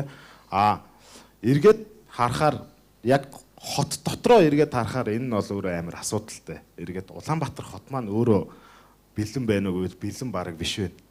Дараагийн слайдыг тавиад өгөөч. Хэдүүлээ одоо дижитал гээд айгүй гоё хямдхан аргаар шийдье, гоё явъя гэх юм бол ирээдүйд ийм ирээдүй хүлээгээд байгаа байхгүй юу? Тайланд, Япон, зүүн өмнөд Азийн бараг бүх орнууд мэдэн те та бүгдээрээ харж байгаа бох энэ кабель толгой дээгүүр ирээлжлэлээ олон кабель татсан. Энийг дараа нь яах учраа болохоо яц. Дижитал байна уу цаанаа дижитал байна уугүй юу бүү мэд яг гоё байна уугүй юу гэдгийг та хэд бас бодох. Ухаалаг хот байвал гоё байх хэвээр юу, таатай орчин байх хэвээр юу гэдгийг бас харах хэвээр болох бах те. Тэгэхээр мэдээж яг стандартын хувьд бол асуудлууд бол энэ дээр бол мэдээж заавал яригдах хэвээр болчиход байгаа. Дараагийн слайдыг тавиад өгөөч. Одоо энэ жишээ нь 5G-ийн баз станц 5G 4G 3G сүлжээн дээр яадаг вэ гэхээр 2G 3G сүлжээн дээр нэг 30 км-ийн радиуст coverage орно те тухайн үйлчилгээ. За хот дотор магадгүй 3G 4G бол харьцангуй километр орчим дээр нэг байрны дээр гараал манай эрүүл мэндэд нөлөөлж ийн гэдэг хэл ам айгүй их гараад сүүлийн үед айгүй юм тренд сэдв болчиход байгаа байхгүй. За эргээд харсан чинь 5G сүлжээ ороод хэдүүлээ одоо зүйлсийн интернет ч юм уу те IoT автоматжуулалт гоё одоо мэдрэгчүүд сенсоруудаа энэ тэндгүү тавиад хэрэглээд эхэлээ гэхээр ийм сүлжээ тавих хэрэгтэй болно хот дотроо тий. Тэгээ ихлэхээр ойролцоогоор тэр километр дотор байсан нэг төхөөрөмж нь 100 м дотор болж эхлэх байхгүй юу. Тэгэхээр бид нар дээр харилцаа холбооны оператор компаниуд дээр ямар асуудал байдаг вэ гэхээр барилга гэж үздэг жишээ нь юм харилцаа холбооны айгүй сонин жишээ шүү энэ бааз станц гэдэг чинь ийм үр холбооны станцыг барилга гэж үздэг жишээ нь 15 оноос хойш тийм болчлоо 14 оноос зөвшөөрөл авахын тулд эргэн тойрны 20 айлаас зөвшөөрөл авах хэрэгтэй. Ингээ барилга барих гэж байгаа юм шиг айгүй 10 м квадратаас. Тий эргэн тойрны тий 20 гэдэг байхгүй манайх дээр болохоор яг журам дээр 20 м-ийн айлуудаас бүгднгээс нь зөвшөөрөл авна. Энд ч танаа дээр сүлжээ байгуулчих болох уу? Эргээд дижитал цахим шилжилттэй хэсгээ ярьж байгаа бол энэ хэсгээ харилцаа холбооны оператор компаниудаа хамгийн хялбар, хамгийн энгийн байдлаар шийдэж өгөх бол шаардлага бол мэдээж тулгараад байгаа. Дээрэс нь сая бас ярьж энэ ч манай компани яг бодит амьдрал дээр одоо тулгарч байгаа хүн бас ярьж байна те. Камержуулалт гэд түрүүн бас чин зэрэг дараагаа ярьсан те. Бүх газар камера татаад эхэлсэн.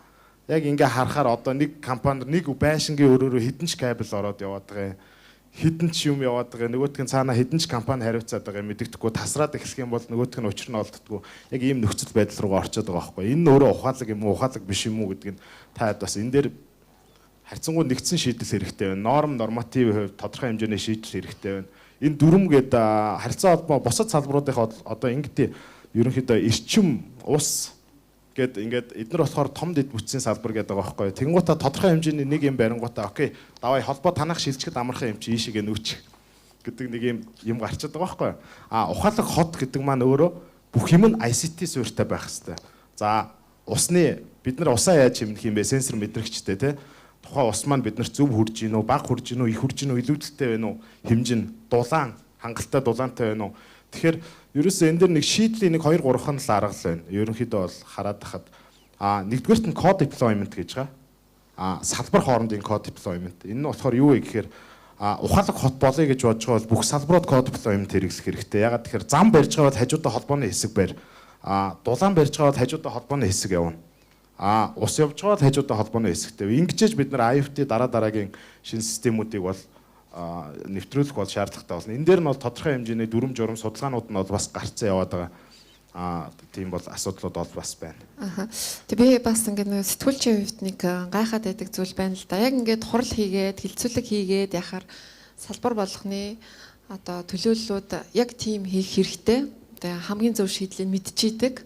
Хийгдэхгүй байгаад гэдэг нь хамгийн гол асуудал байдаг Монголын. Тэгээ одгүй дараагаас асуулт одоо жишээ нь ингээд та түрүүн бас ингээд зургнууд үзүүллээ те бид нар одоо дижитал хот болоход ийм нөхцөл байдал хүлээж байна гэд одоо бол яг тийм нөхцөл байдал ерөнхийдөө үүсгээд байна гэд тэгж юм л да. Ер нь яг энэ дид бүтцийн хөрөнгө оруулалтын давхардал гэдэг нэг юм асуудал нь шүү дээ. Баахан шилэн кабель зэрэг татдаг, кабель татдаг, цагдаагийнх нь камержуулалт гэ тэ. За өөрөн холбооных нь за одоо танахыг ашигладаг юм уу яадгийн өөрсдөө ингээд янз янз.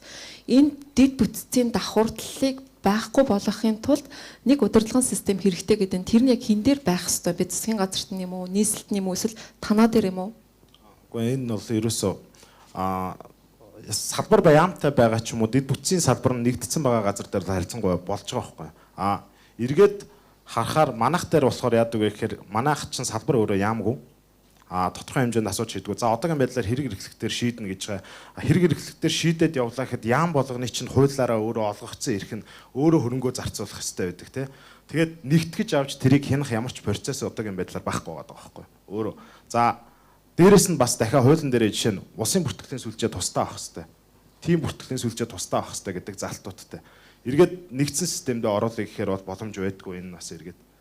Тэгээд гэхдээ нэгдсэн системд оруулах зайлшгүй шаардлагатай. Зайлшгүй шаардлага байгаа. Хүн болгон татхаар бүү тэрийг чаддаг эмийг нь чаддаг газраар нь хийлэг. Холбооны ажлыг нь ямар ч гэсэн одоо агентлагийн захирал ингээс сууч. Болор эрт хариуцсан шиггүй. Тий, ерөнхийдөө манайх дээр яг агентлаг бол хариуцсан явдаг тодорхой хэмжээнд. Гэхдээ агентлаг манай агентлаг маань өөрөө тохируулагч агентлаг учраас яамдуудын төсвийг авч бид нар тэр хянах эрх байдаг байхгүй. Тий. Тэгэхээр бас тодорхой хэмжээнд нэг 2-3 янзаар бол үдсэн байдаг. Төсвүүдийг нэгтгэх юм уу, уялдаа холбоог хангах чиглэлээр. Одоо нэгэнтээ тэгээд зарим татагдах нь олон болоод татагдсан юм чинь шаардлах, дэд бүтцийг хуваах гэдэг тал дээр бол энэ дээр бол зөрөгтэй шийдэл гаргаад явчихад бол нэг тийм алдах юм бол байхгүй гэж байна. Чин зэрэг дараасаа та түрүүн бас хэлжсэн яг ийм Монголиа хөтөлбөр болохоор бас нийслэлтэй тодорхой хэмжээнд хамтраад тэгээд үйлчлэгээнүүдээ ингээ оруулаад явж байгаа гэд.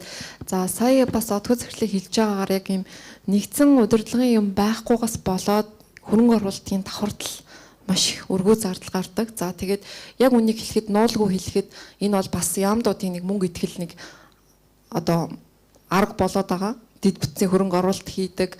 За ингээл камерын нэгдсэн систем гэл ингээд гэтэл одоо байгаа бас нөөц боломжоо ашиглаад явах нь юу нийслэлийн асуудлыг яг яаж харж байгаа вэ? Хөрөнгө оруулалтын давхардлын асуудлыг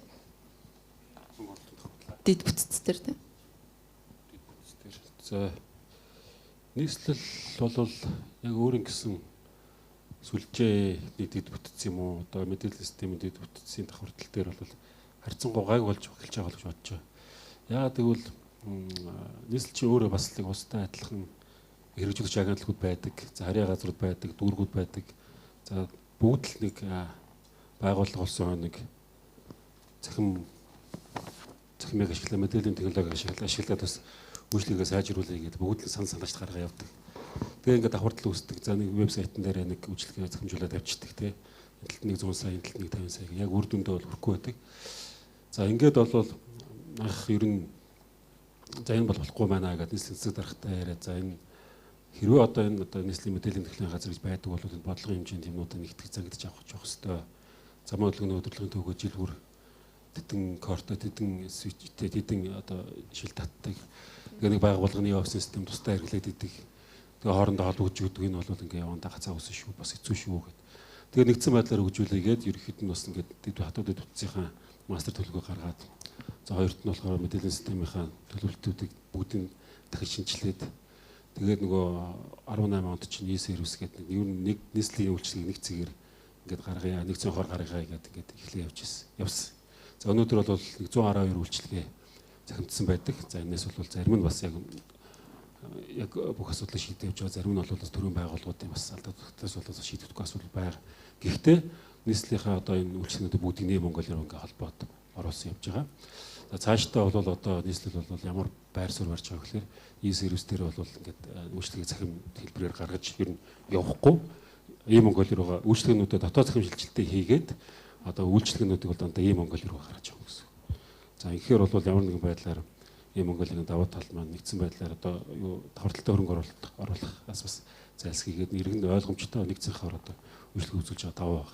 Түрүүн би бас хэлсэн захим засаглал дээр бол бид зөвхөн дотоод захим шилжилтэндээ анхаарнаа. Одоо гадагш ямар нэгэн байдлаар шууд продакшн аль нэг e-сервис ч юм аль нэг захим утсан дээр аппликейшн зохиож тавихгүй гэсэн байдлаар бол цаашдаа явж байгаа.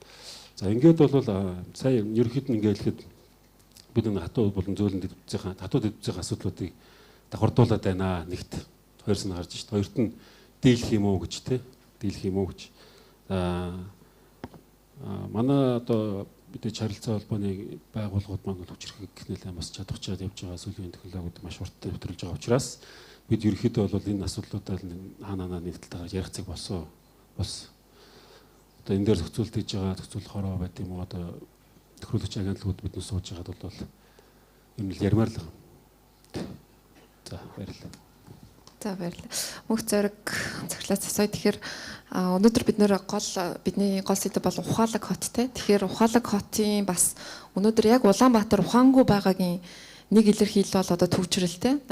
Түрүүн бас та бүхэн хэлчихсэн хамгийн одоо бага зардлаар асуудлаа шийдэж байгаа нэг одоо илэрхийлэл бол ухаалаг хотын нэг илэрхийлэл. Тэгэхээр шинжлэх ухааны технологийн сургууль дээр бас энэ төвчрлийн асуудлаар юм систем динамик загвар гаргаад бүх тооцооллыг ингээд боловсруулсан байна. За тэгээд 2020 оны байдлаар 320 тэрбум төгрөгийг бид нэр зөвхөн төвчрлээс шалтгаалж шатхуунтаа алдж байна гэдэг ийм тооцооллыг хийсэн байна. За яг энэ бол зөвхөн шатхуунд тийм ээ. Тэгэхээр цаг хугацаа, бүтээмж гэдэг бүх зүйлээ үнэлвэл өнөөдөр Улаанбаатарчууд ямар хэмжээний алдагдал хүлээж байгааг тооцож гаргасан газар байхгүй юм л да. Тэгэхээр өнөөдөр бид ингээд төр хувийн хвшил нэгэнд сууж байгаа тохиолдолд хамгийн тулгамдаад байгаа энэ төвчрлийн асуудал дээр оператор компаниуд хувийн хвшлийнхны оролцоо бууруулах одоо тийм шийдэл байна уу?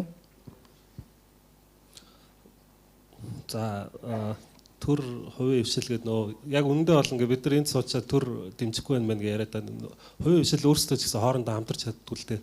Манай нөгөө монголчууд багийн спорт муу зов гэл энийг янз бүр яриад шүү дээ. Бид нар энэ ингээд бөөнөрөө суугаад ийм Монголын хөтөлбөрөө хий, Монголоо ингээ хичээл эндээс гарангуудаа нэг төрийн ч юм уу уулуурхаан том байгууллагын тендер дээр ингээл хоорондоо ингээл болоцолтол гэж байгаа. Хамтрын нэгдээ чи энийг хий би энийг хий гэж тийм байхгүйгээс тэгэхээр тим нэг юм байгаа да. Тэгээ энэ дээр бид нар бол яг хуу стартапыг дэмжиж экосистемийг бүрдүүлэх бодиттой ажлууд хийж 18 оноос хойш одоо тэр нэг coworking space байгуулсан 800 сая төгрөг зүгээр анхны хөрөнгө оруулалтыг тэрэн дээр бол цаг зав бүх захирлууд 7 хоног болгон сар болгон очиод менторийг л нөгөө стартапуудаа growth хийх гээд тэгээ дундаас нь гараад ирсэн хэд хэдэн стартап компаниудаа яг бизнесийн зарчмаар мөнгө бүтээгдэхүүн нь худалдаж аваад ажиллаж байгаа.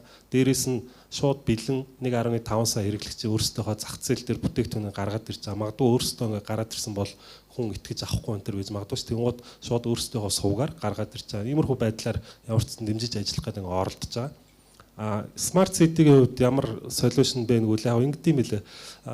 Хятадд очиод нэлээ ингээд үзсэн Smart City гэдэг юмд яваад Шанхай хажууд нэг Ханчжоу гэдэг хот байгаа. Alibaba-гийн headquarter байдаг. Тэр бол бас юм лаг Smart City гэж өөрсдөө л яриад байсан. Гүүр мөр тэр замын хөдөлгөөн трафик гэдэрээ зохицуулсан. Тэгээд тэнд ингэж байгаа байхгүй. Хятадын жишээ нь тэр Ханчжоу хотод гэрлэн дохио дээр ямар технологи ашиглаад хин ямар компани яаж тэрийг хийж байгаа нь төв засгийн газар мазар оролцохгүй шүү дээ. Огт хамаагүй зүгээр тэр мужидаа тэр хоттоо шийдэл яваад хэрэгжүүлээд тэгээ Ханчжоу ч бас том хот юу нь л тэг хийж байгаа байхгүй. Тэгээ манай дээр болохоор нэг юм ява. Ийм чиглэлийн одоо яамны ингээд бодлогын газрууд байгаа. Тэнгууд сая Чинзүрэг захирал бас ярьж байгаа. Нийслэл гэдэг нь чи өөрөө бас нэг газар байгаа. Тэгээд одоо ингээд замын цагдаагийн газар, цагдаагийн ерхий газар гэж байдаг. Тэгснэ нийслэлийн цагдаагийн газар гэдэг байдаг. Тэгээд яг ингээд за хэдүүлээ нийслэлд гэрлэн дохиог энгийн гууд нийслэлч оролцдог, ерхий газарч оролцдог. Тэгээ юу гэдэг ингээд аюул олон тийм компаниуд тэгээд компани стейкхолдерууд те оролцогчдод ингээд ороод ирдэг. Тэгээ буруу бас биш. Хуулинд нь тэднийг ингээд энэ чиний эрхлэх асуудал шүүгээ заагдсан байдаг. Тэгээд аль нь шийдэх юм мэдгүй сүулдэ хин шийдэж чадхаа ойлдог дандаа юм ба. Тэгэхээр ямар санал вэ гэхээр сонгоод авчих нэг жижигхэн газрыг нэг дүүргийх ч юм уу те. Тэгээд тэрийг ингээд хамтраад хий sandbox маягаар зохицуулдаг, бодлого гаргадаг байгууллагууд оролцоод тэгээд нөгөө хувийн хвшлийнхэн оролцоо за би connectivity-г ний чи шийдлийг хий чи тэр нөгөө сенсор менсрийг хий хэдүүлээ ингээд нэг туршаад үзьгээд тэгж нэг болох юм да. Тэгээд дээрэс нь төрийн манлайлал хэрэгтэй. Тэгээд энэ одоо ийм Монголын хөтөлбөр бол ингээд төрийн манлайлалын бас гоё сонгодог жишээ болж байна л да. Хүчээр ингээд хэрэг эрхлэхийн дараагаас авахуулаад энэ тэндгөө очиж яриад ингээд хийгээд зүтгэсээр байгаад яварчсан богино хугацаанд хийчихэж байгаа байхгүй. Хэрвээ тгээгүү байсан бол одоо ингээд ганцхан нэг агентлаг төр ч юм уу явсан бол өнөөдөр энэ нэгдэхгүй л ахсан. Нийслэл өөрийнхөө үйлчлэгийг үзүүлдэг, яамнууд нь өөрийнхөө үйлчлэгийг үзүүлдэг, ийшээ орохгүй манай хууль мөл болдгүй наа ч ингэж байж байгаа хэвээр энэ тим амир дээрээс ингэж хийж байгаа байхгүй. Тэгэхээр Улаанбаатарыг нэг дор шийдэж чадахгүй юм чинь нэг бүс сонгоод авчин налаах ч юм уу баг нор мэдхгүй дээ. Эсвэл Улаанбаатарын нэг дүүргийг те ингээд туршаад үзэж болох юм гэж бодож байна. Их төвшин зөвлөө. За санал нэг байна. Тэгээ давхцахгүйгээр өргөжлүүлээд ярьчээ. Ер нь яг төгжрлэгээ дээр хэдүүлээ ингээд бүр одоо дасцсан байгаа байхгүй тий. Тэгээ ингээд эргүүлээ санах юм бол за сая 3.2 тэр хүн гэсэн үү тий. Би нэг 320 тэрбум. 320 тэр. Зөвхөн шатхуун дээр тий. Тий. Тэгээ нодлон ч гэсэн нэг гэсэн имерхүүл тоо байсан юм билээ харж хахад. Тэгээ ингээд харахаар гол шалтгаан ингээд сөхөөд харахаар одоо юу гэдгийг Улаанбаатар хотын даацсан өөрөө 2-3 дахин өсчихсөн байгаа. За дээрээс нь түрүү ярьж чинь 700 гаруй мянган машин байна гэх тий. Тэгсэн мөртлөө такси нийтийн тээвэр нь нийлээд 2500 хүрэхгүй байгаа байхгүй. Тэгсэн чинь дэлхийн өндөр хөгжилтэй орнууд яадаг гэсэн 1000 хүн тутамд одоо юу гэдгийг дөрвөн ширхэг нийтийн тээвэр байх юм бол бас окей гэж үздэг юм байна л та. За тэгээ манайх яг энэ индексээр нь бодонгууд 0 1000-ны болоо явчихж байгаа байхгүй. Ингээд бүр ингээ аимшигтай тоо гарч байгаа. Тэгээ ингээд дахиад ингээд доош ингээд буулахаар за түрүүн гэрлэн төхөөс манай чин зэрэг даргын дээр яригдлаа. Одоо энийг бол ерөөсөө оператор компаниуд те манад бол жишээ нь ингээд бүх дэд бүтц одоо вайрлсаар юм уу тэр кабелаар юм уу бэлэн байна. Тэгэх юм бол бид нар одоо солиушны хамт гаргаж байгаа бүгднгийн төвтэй нь холбогддог болгодог. За тэгээд цаашлаа тэрийг химэл оюухан эсвэл тэр хүмүүс нь хараад хянах менежмент хийх тийм боломжтой төслүүд болгоод ингээд цаашаас явж бол чинь гэрлэн төхөө өөрөө 150 гаруй хуу уулзуртай мөртлөө тэн дээр ажиллаж байгаагийнх нь баг 60-70 нь офлайн ажиллаад байхаар ингээд нөлөөлөд байгаа байхгүй. Хов хоосон бахад юу гэдгийг улаан ногоон гэрэл асна гэдэг ч юм уу тийм мэдхгүй эсрэгээр ажиллаад байх магадaltaй шүү дээ. За тэгээд дараагийн асуудал нь сая яхав давхцж байна. Ийм Монголиа бол одоо үнэхээр хэрэгтэй. Тэгэхээр одоо бид бүгд одоо салбарын улсууд за манай компани явж гисэн Unitel, Univision, DDC одоо маш олон хэрэглэгчд байгаа. Тэгэхээр энийг бас бид нар агентлагтай хамтраад ингээд сурталчлах, таниулах юм хийх нэг хэрэг байдаг байхгүй. Инженерингийн болон бизнесийн талаас харах нэг хэрэг. Хамгийн гол нь сэтгэл зүг солих гэдэг чинь том соёлын асуудал байгаа байхгүй. Түрүүн бас хаана ирсэн бэ нэг ер нь энэ том хувьсгалын асуудал болох гэдэг ингээд яригдсан. Тэндээ бол маш санал нэг байгаа. Тэгэхээр төгжрөл рүүгээ эргээд ороход ингээд иймэрхүү асуудал байгаад идэв лээ. За тэгээд муу үр дүн ойлгомжтой те. За бүгдээрээ 2 цаг төгжирч байгаа. Жилдээ 1 сар маш харамсалтай. 12хан сар амьдарч байгаагийн 2 сарын замд өнгөрч байгаа байхгүй. Бөөн стресс, бөөн сигнал. За агаарын бохирдлын 15 орчим хувийг бүрдүүлдэг гэж байгаа. За тэгээд саяны ярьсан одоо том эдийн засгийн бид нар ч одоо нэг валютаар түлшээ авдаг. Тэг ямар ч үр дүнгүй ингээд шатаач гэдэг бол та үнэхээр гамшиг юм байгаа байхгүй. Тэгэхээр яаж хийдэх вэ гэж. За одоо хөндлөнтэй одоо ингээд төр засгийн том одоо RBT гээл те одоо BRT те бас rapid юу лээ транспорт те BRT. За дээрэс нөгөө Skyway гээл эсвэл нөгөө cable car гээл те эсвэл одоо юу гэдэг нийтийн тээврийн тоог төрнийхээ харьцааг ядаж нэг 0 1000-ын биш 0 100-ных руу оруулъя л та те. За ингээд зүгээр сүүлийн жишээн дээр жишээ авахаар автобус чинь өнөөдөр за тэр электрон байна уу түлшээр явдаг үнэ те 300-аас 600 сая үнэтэй байгаа байхгүй. Тэгэхээр өнөөдөр нэг 1000 хүрэхгүй автобус явж чинь за 80% нь парк шинжил хийх болцсон юм байна. Тэгээ бид нар энийг 1000-аар нь нэмжиж нөлөөлөх байхгүй. Одоо бидэрт мэдрэгдэхүйц энэ трафик буурна. За 1000-аар үржүүлэхээр мэдхгүй одоо за хамгийн багаар л одоо 300 сая үржүүлэхээр бас овоо мөнгө болно те. За тэгээ энэ ковид гэдэг нөхцөл байдал одоо өнөөдөр манай одоо татвар төлөлтийн юм гэхээр бид төсөвч хүртэл алдагдaltaй яваад шүү. Тэгэхээр зөв ингээд хөндлөө өнгөнд дүгнэхээр яг иймэрхүү шийдлүүд бол ойрын хугацаанд худлаа юм байна. Тэгээ ингээд байгаад тахав гэж байхгүй. За түрүүн ингээд бас ингээд давхцаж байгаа учраас би ингээд алгасаад байгаа. За одоо бүх камера тавиад бүх тэр RFID-га тавиад бүгднгийн тоолоод одоо тэр high value data гэж яриад байгаа юм л ингээд үнэхээр тэр датаг боловсруулад үр дүн гарах боломжтой. Тэр цэгүүд дээр нь сенсоруудыг тавиад шийдчих юм бол дамжуулах боломж нь операторууд бүрэн байгаад байгаа. За тэгээд дамжуулаад тэрийг одоо хадгалах дата центр жишээ нь маад байна. За түрүү хэлсэн би одоо манай бүх одоо өрхийн болон хувийн байгууллагын хэрэглэгчтэй бид энийг сурталчлаад өгөх боломжтой байгаад байгаа. Тэгээд бас гадны нэг жишээ ингээд сая нэг хайлтхан харсан. Тэр нь Америкийн томоохон хот Чикаго байсан баха. Тэнд ингэсэн юм л да. Одоо бүгдээрээ бид ерөөсөж цоошин юм байхгүй шүү. Гэтэ асуудлаа шийдсэн. Uber гэд байдаг. За орон дэлхийд даяар маш олон оронд одоо бизнес хийдэг cloud одоо юм такси сервистэй. Тэгээд одоо нэлээд том одоо санхүүгийн өвчин нэлээд том болчихсон. Тэгээд Чикаго хотын мужийн захиргаатай хамтраад Uber Pool гэдэг үйлчилгээг өмнө байсан. Гэхдээ хамтарсан байгаа байхгүй засаг захиргаатай. За шалтгаан дараа нь би хэлээ те. За тэгээд гарсан үр дүн нь болохоор Uber Pool нь одоо нэг такси нэг захиалагч байдаг гэсэн бол нэг такси олон захиалагч гэхдээ нэг маршрут л байгаа байхгүй маш энгийн ойлгомжтой. Тэнгүүд 15-аас 18 онд одоо Uber-ийн пулийнхаа хэрэглээг судалсан чинь 300% өсчихсөн байгаа байхгүй. Тэгээ мэдээж одоо ойлгомжтой одоо Чикаго хот бол ингээд том трафик байж л байгаа шүү дээ. Тэгэхээр хотын засаг захиргаа яагаад орсон юм бэ ингээд нарийн хараад тахаар зөвхөн технологи, зөвхөн бизнестэй модель гэд харах нэг хэрэгээ. Мэдээж маш чухал бүгдээрээ одоо экосистемийн хэсэг. Тэгвэл хүний сэтгэхүйг өөрчилсөн байгаа байхгүй. Өнөөдөр тэр Америкийн том хотын иргэн магадгүй те зүгээр төсөөлөл бол би өнөөдөр хов хоосон машинд гав ганцаархнаа маш том жип хүлгэлчихэд их тайвныг өрөн дээр одоо автобусанд суусан бол жишээ нь 1000 хүн явдаг бол нэг машинд нэг хүн гэхээр магадгүй 100 хүн явж байгаа байхгүй 20 50 хүн ч юм уу те Ингэж явж байхаар би хоосон суудал дээрээ одоо Uber Pool-ын заавал такси байх албагүй шүү дээ. Бүгдээрээ мэднэ. Зүгээр аккаунтаар нэгээл шууд ороод би одоо уртлын хаан уул дүүргээс централ тавар орох ч бол замдаа байгаа хүмүүсээ аваад явчихдаг тийм. Тэгээ энэ өөрөө миний Улаанбаатар хотод оруулж байгаа том хөрөнгө оруулалт тийм. Би үр хүүхдээ хамгаалж байгаа энэ угаар одоо агарын бохирдлоос гэдэг ч юм уу тийм. Энэ эдийн засгаараа бид нар зүгээр ингээд шатаагаад байгаа мөнгөийг би хэмнэж байгаамаа гэдэг ийм ухамсарыг хэдүүлээ бий болгочих юм бол за одоо өнөөдрийн төвшөндөө бид нар юу гэдэг нэг 20 мянган таксиг бол IT тий Internet of Things гэдэг ч юм одоо энэ машин төв машинаар хангалттай дамжуулж дэлгүүс бэлэн байна. За дээрэс нь яг Uber шиг тий платформ бас бэлэн байгаа байхгүй одоо мэдэн бүгдэр тий UBCab, ABA. За UBCab дээр бүр байгаа байхгүй. Одоо замд дайгдах бол нэг тийм нэртэй бил. Ерөөс хэрэглэхгүй байхгүй. Тэгэхээр энэ дээр хувийн хөвчлүүд бүгдээрээ өөрсдөө хэрэглэж рүү зөв хандлага, зөв соёлыг түгээе. Энэ дээр нь манай төр засгийн холбоотой агентлагууд дэмжиж. Тэгэх юм бол бид нар 300 сая тий жоо удаа яриад нэг гоё. Цаг төгч. Дуусчих дээ дууслаа. Тэгэхээр энийг бид нар ямар ч хөрөнгө оруулалтгүйгээр за боломжийн хөрөнгө оруулалт гэж байгаа нэлээд бага тий хоосон тэгээр эхлэн гэж байна. Энэнгөө маш хурдан шийдээд дараа жилийн үеэд бид нар 4 машин явах байсныг 1 машин болгочих юм бол магадгүй 20-30% шийдэх гэдэг байгаа байхгүй. Тэгэхээр энэ ерөөсө хандлагын асуудал. Өнөөдөр бид нар ICT-ийн салбарын гэхээр дандаа технологи яриад бизнес модель яриад өрөөсгөл байдаг. Дандаа хандлага дээр ч гэсэн бид оролцох хэрэгтэй.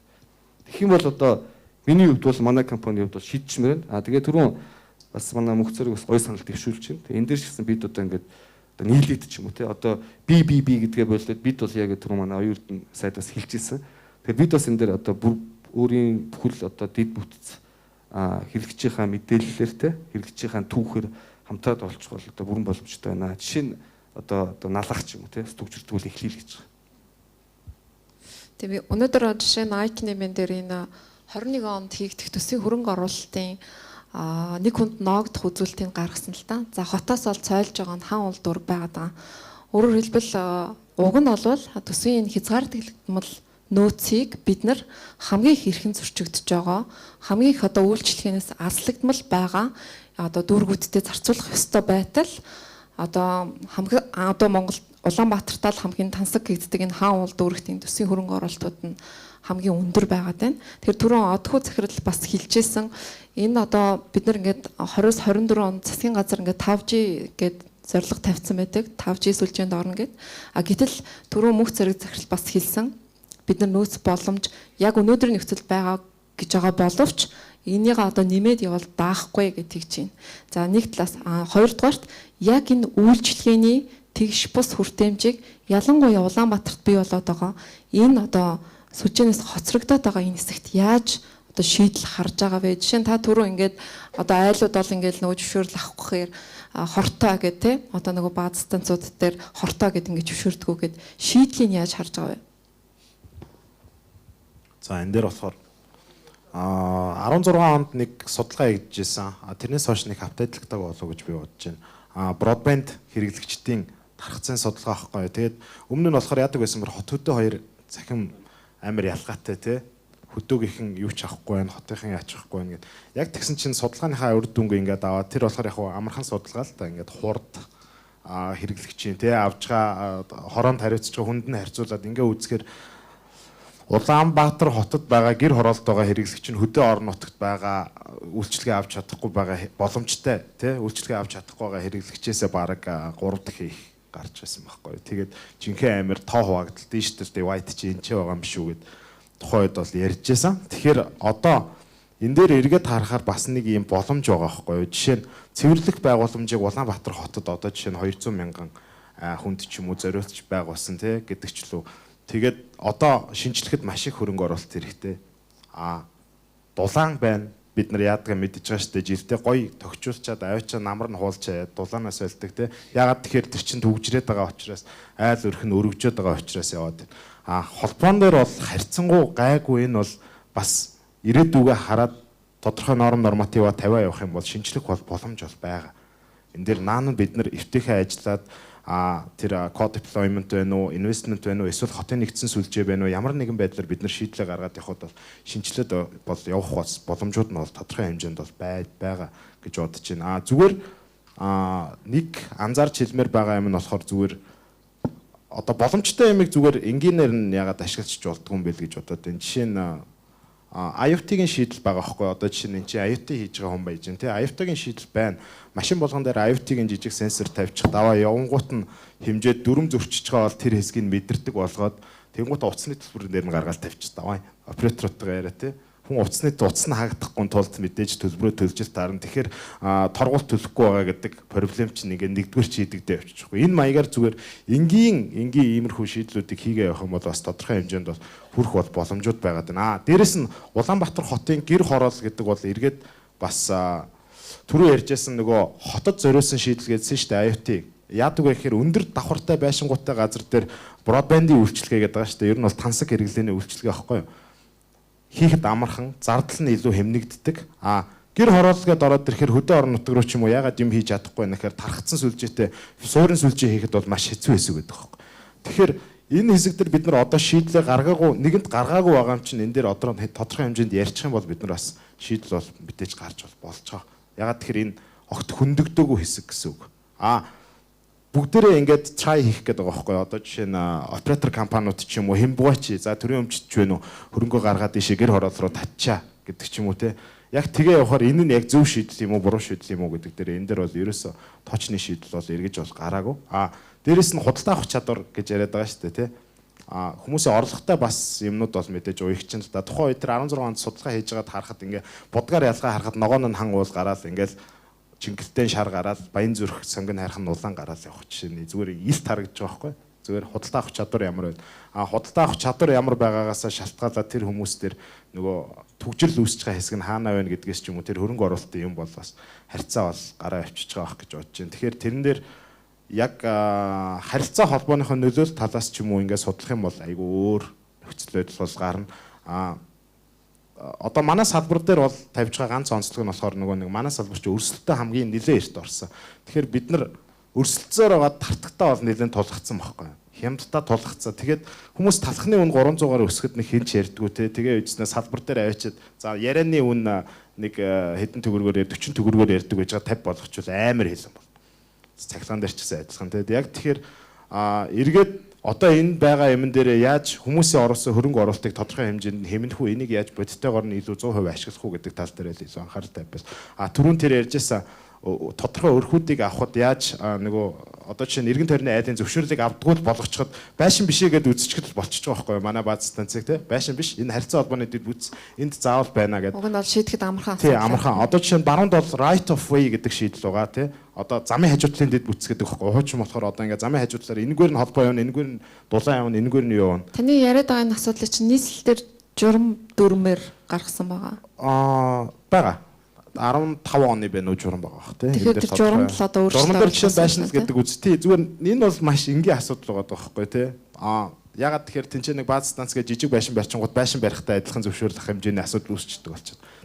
Тэгэхээр иймэрхүү наадзахын асуудлуудаа шийдээд харилцаа холбооныхоо дэд бүтцийг байгуулж байгаа хэсгүүд дээр бид нар болохоор амар тийм хөрөнгө оруулалт бид нар лөө хийгээч яагаач гэж байгаа бол биш те.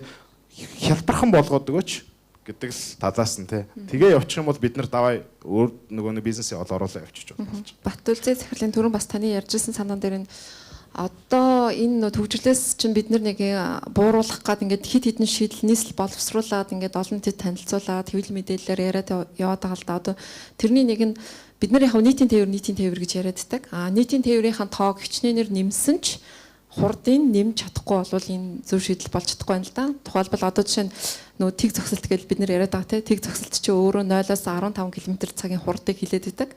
Гэтэл өнөөдөр бодит байдал дээр нийтийн тээврийн хурд бид нар машинаасаа буугаад нийтийн тээвэрт суусан ч 13 км/цагийн хурдтайгаа.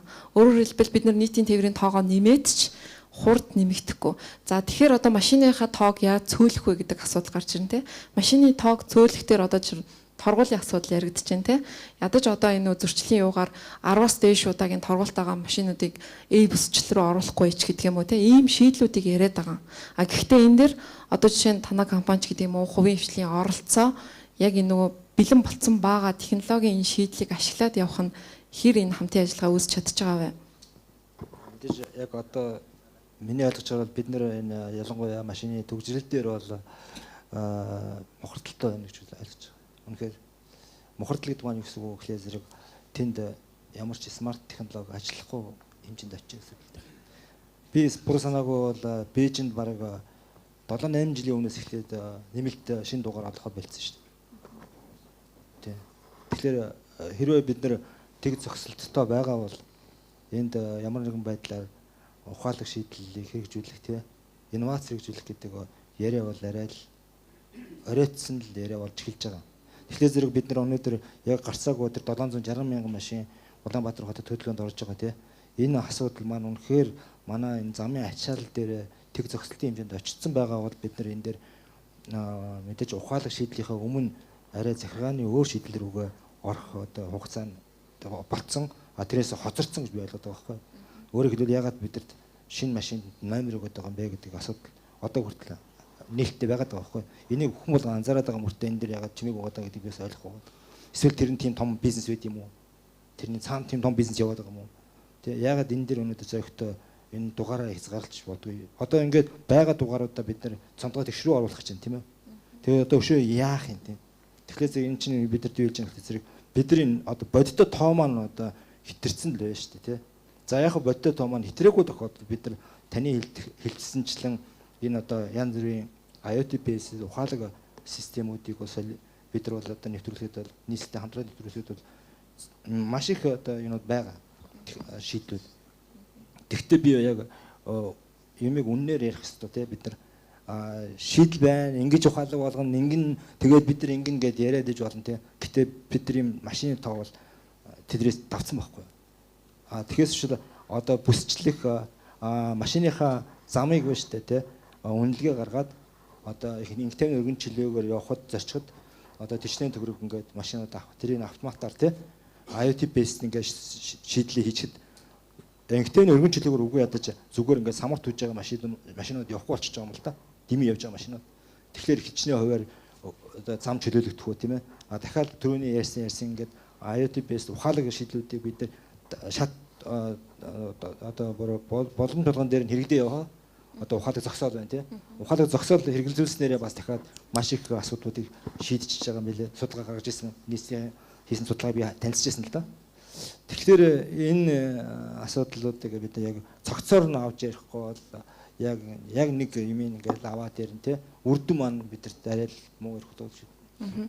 За тэр сүүлийн асуултыг чин зэрэг дарга тавь. Тэгэхээр би бас ингээд нөгөө төвчрлийг айгүй олон давтаж асуугаад байгаа. Төвчрлчин өөрөө бас ингээд нөгөө хот ингээд нэг болохгүй байгаа айгүй олон асуудлын илэрлэл нь тий одоо төлөвлөлт одоо газар зохион байгуулалт үйлчлэгээний тэгш бус хүртээмж за ингээд за машины дугаар олохоос хавлаад за нийслэлийн зүгээс бол одоо төвчрлийг бууруулах дээр богино хугацаанд шаардлагатай хийх ёстой 3 ажлыг танилцуулсан. Нэгт нь болохоор тэр камерын нэгдсэн систем, за хоёрт нь энэ одоо камерын нэгдсэн системээр дамжуулаад бүсчлэлээр өөрөөр хэлбэл тэр торгуултай автомашинуудыг нэвтрүүлэх байх ч гэдэг юм. Энэ шийдлийг одоо инхтер дарга яриад байгаа. Тэгэхээр энэ дэр жишээ нь энэ хувийн хвшлийн хамтын ажиллагаа хэр хангагдж байгаа вэ? Бэлэн болцсон байгаа одоо ажиллах юм чадамжтай компаниудын оролцоог хэр хангах вэ? Энэ тал дээр танд одоо мэдээлэл байна уу? За ерөөдөө төгжрөл бол бас ганцхан мэдээллийн технологи асуудал шийдэгдэхгүй. За ерөөдөө хотод бол энэ 6 цогц асуудлаар шийдвэрлэж болох юм байна гэж яриад байгаа. За мэдээж нэгт нь бол нөгөө дагуулгад төлөвлөлтийн асуудлуудыг шийдвэрлэх. За саяны ярьдаг нөгөө захиргааны арга хэмжээ авахын тулд хууль эрх зүй журмын асуудлаар шийдвэрлэх. За гуравт мэдээ зам дэдвцүүдэд өргөдөх. За дөрөвт нь болохоор энэ одоо манай хотын маань цаглбарын асуудал тийм амьдарч байгаа ажиллаж байгаа цагийн асуудлуудаа бид бас динамик болохгүй цагийн зохицуултуудыг хийж өгөх. За тавт нь бол мэдээллийн технологиг ашиглах. За зургаад нь бол мэдээж иргэдийн оролцоо манлайллыг дэмжих гэдэг. 6 зохиц асуудлын хүрээнд асуудлаа тодорхойлоод за ерөөдөө богино хугацаанд бол 2-3 ажил хэрэгжүүлэхээр бас нэг нь өчтөр нийслэлийн засаг дарга дуудаад бидэнд дүүрэг болгосныг асуудал бол энэ цаглбарын асуудлыг судлаа. За хоёрт нь болохоор энэ ямтай хамтарч хэрэгжүүлж байгаа төлөвлөлтийн системийн асуудлуудаа явуулаач. Энэ бол гэхдээ өнөө маргааштай шийдэл болохгүй бас асуудал байгаад байгаа. За гуравт нь болохоор энэ нөгөө юуны асуудал хууль эрх зүйн нийслэлийн засаг даргын зархимжааг шийдэж болох хязгаарлалтай асуудлуудыг бас судалж үзье гэсэн юм асуудал үүсэж байгаа. Яг түрүүний ярьдгаар бол өнөөдөр Улаанбаатар хотод бүх машина гаргаад авах зам дээр багтгаа байсан. зам дээр утгацсан юм асуудал байна. За дараагийн асуултанд хариулахад бол энэ мэдээж биднээс одоо ингээд өнөөдөр бол энэ системийг шууд хэрэгжүүлээд явж байгаа компани бол одоогор байхгүй. За мэдээж дөрөв өвчний түншлэлийг загварыг би ярьсан тийм нэг сайжруулах хэрэгтэй. За хоёрдугаард бол за өнгөрсөн жилүүдэд зам тээвэртэй холбоотой 10 жилийн хугацаанд Улаанбаатарт нь ерөнхийдөө нэг камертай холбоотой хоёр том төсөл хэрэгжсэн байна. Зам тээвэр за нэг нь дөрөв би ярьдаг концессийн Солонгос улсын компани хэрэгжүүлсэн асуудал. За тэр нэлээд өндөр төсөвтэй бас тийм. За хоёрт нь болохоор мэдээж шуурхай удирдлагын төв гэж байгуулагдсан. Энэ дээр бас хөнгөлтөө зээл одоо LG компани оролцсон. За энэ дээр би Баттай ганц юм хэлэхэд миний л зүгээс шүү тийм. За энэ дээр бол Монголын компаниуд оролцоод явна. За эхний байдлаар бол бас зарим ганц нэг удалтай авалтууд дээр Монголын компаниудаас оролцоо санал илэрхийлж явж байгаа. Тэгэхээр би нөгөө талаас юу гэж хэлэх гээд байна вэ гэхээр биднээс гадны бас одоо энэ системүүдийг дэмжихээс илүү системүүд гадны хөрөнгө оруулалтыг дэмжихээс илүү энэ креативыг бүтээж IT салбаруудаа бол Монголын компаниудаа нийслэлийн зүгээс дэмжинэ гэсэн тийм бодлоготой явж байгаа. Тэргээж хэрэгжүүлээ явж байгаа. За баярлалаа. Тэгэхээр өнөөдрийн хилцүүлэг бас энэ түрээд өндөрлж байна. За энэ удаагийн хилцүүлгийг дүгнэж хэлвэл хамгийн түрүүнд бидний одоо хөрөнгө мөнгө шаардахгүйгээр хийж болох ажил бол энэ дэд бүтцийн давхардал нэмэлт хөрөнгө оруулалтууд дээр нэг цэгт зангидж чадах юм бол бид нар энэ төсвийн бас өргөлгөн байдал дээр цэг тавьж чадах нэ. Энэ дээр бас одоо агентлаг манлайлал үзүүлнэ гэж найдаж байна. За мөн одоо хэдийгээр бид нар дижитал бэлэн байдалд бэлэн ерөнхийдөө дэд бүтцийн үед бэлэн гэдээ байгаа боловч энэ зөвхөн өнөөдрийн нөөц бололцоогоор хэмжигдэж байгаа үзүүлэлт гэдгийг салбарын хүмүүс хэлж байна. Өөрөөр хэлбэл засгийн газрын зориуд байгаа 5G сүлжээнд бид нэр орохын тулд одоогийн байгаа нөөц боломжоо одоо зайлшгүй нэмэгдүүлэх энэ асуудал яригдах нь. За мэдээч гуравт нь энэ төр хувийн хвшлийн одоо хамтын ажиллагаан дээр бид нар одоо оновчтой загвараа олж чадахгүй байгааг аль аль тал маань хүлээн зөвшөөрж байна. Тэгэхээр энэ дээр бол бас одоо нээлттэй байна уу, хаалттай хүрээнд ярилцаж энэ шийдлүүд олох зайлшгүй шаардлага байна гэж одоо бид нэр цахим үндэстэн болох л зорилго тавьж байгаа л энэ одоо хоолойд тулсан ийм асуудал байна. За хамгийн чухал асуудлыг дөрөвт хэлэхэд за бид нар цахим үндэстэн ухаалаг хот гэдээ ингээ ярьж байгаа боловч өнөөдөр энэ тэгш бус байдлыг бууруулахгүйгээр бид нар зөвхөн хан уулыг юм уу те зөвхөн хинтээ аймгийг юм уу хөгжүүлээд хөгжилд одоо хүрэхгүй. Өөрөөр хэлбэл бид нар одоо энэ отгоо захирлын хилээд байгаагаар ганцхан журамд л өөрчлөлт оруулаад энэ үйлчлэгээний тэгш бус хүртээмжийг гэр хороолт те одоо бууруулах ийм арга шийдэл зүгээр л одоо хүсэл эрмэлзэлтээр л ингээд тогтоод дэмжигнээд явж байна л да. Тэгэхээр ийм асуудлуудыг бид нар шийдэх шаардлагатай байна. За ингээд зочдтой баярлалаа. Баярлалаа.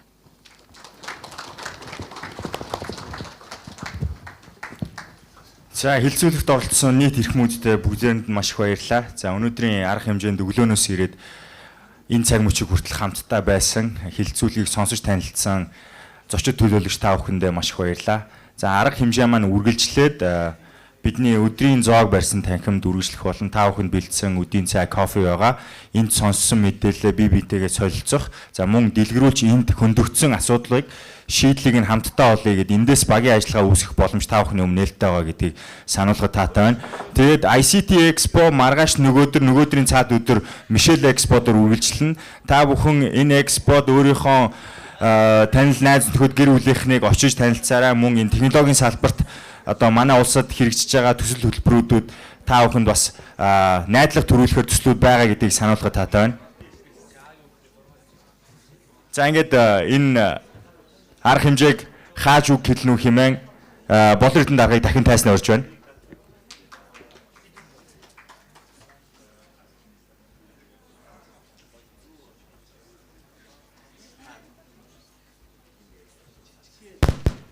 Дууссан бах гэл кофе лугаа гүйжсэн чинь дуутчихдаг шүү дээ.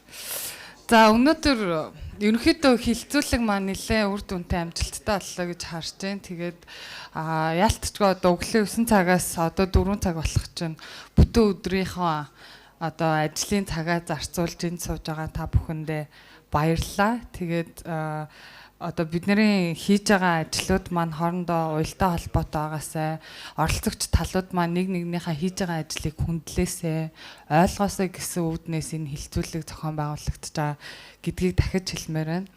Өглөө одоо оюутан сайд хэлсэн эгогоо одоо тэр баг брэнд үг нь боллоо те эгогоо нэг аргашаа татаад хамтарч ажиллая гэл ярьж байгаа л хилцүүлэг маань өөртөө баг өөртөөхөө амиг хамгаалдаг ч юм уу өөртөөхөө ажлыг одоо сэл хийх тал руугаа явчихдаг л да.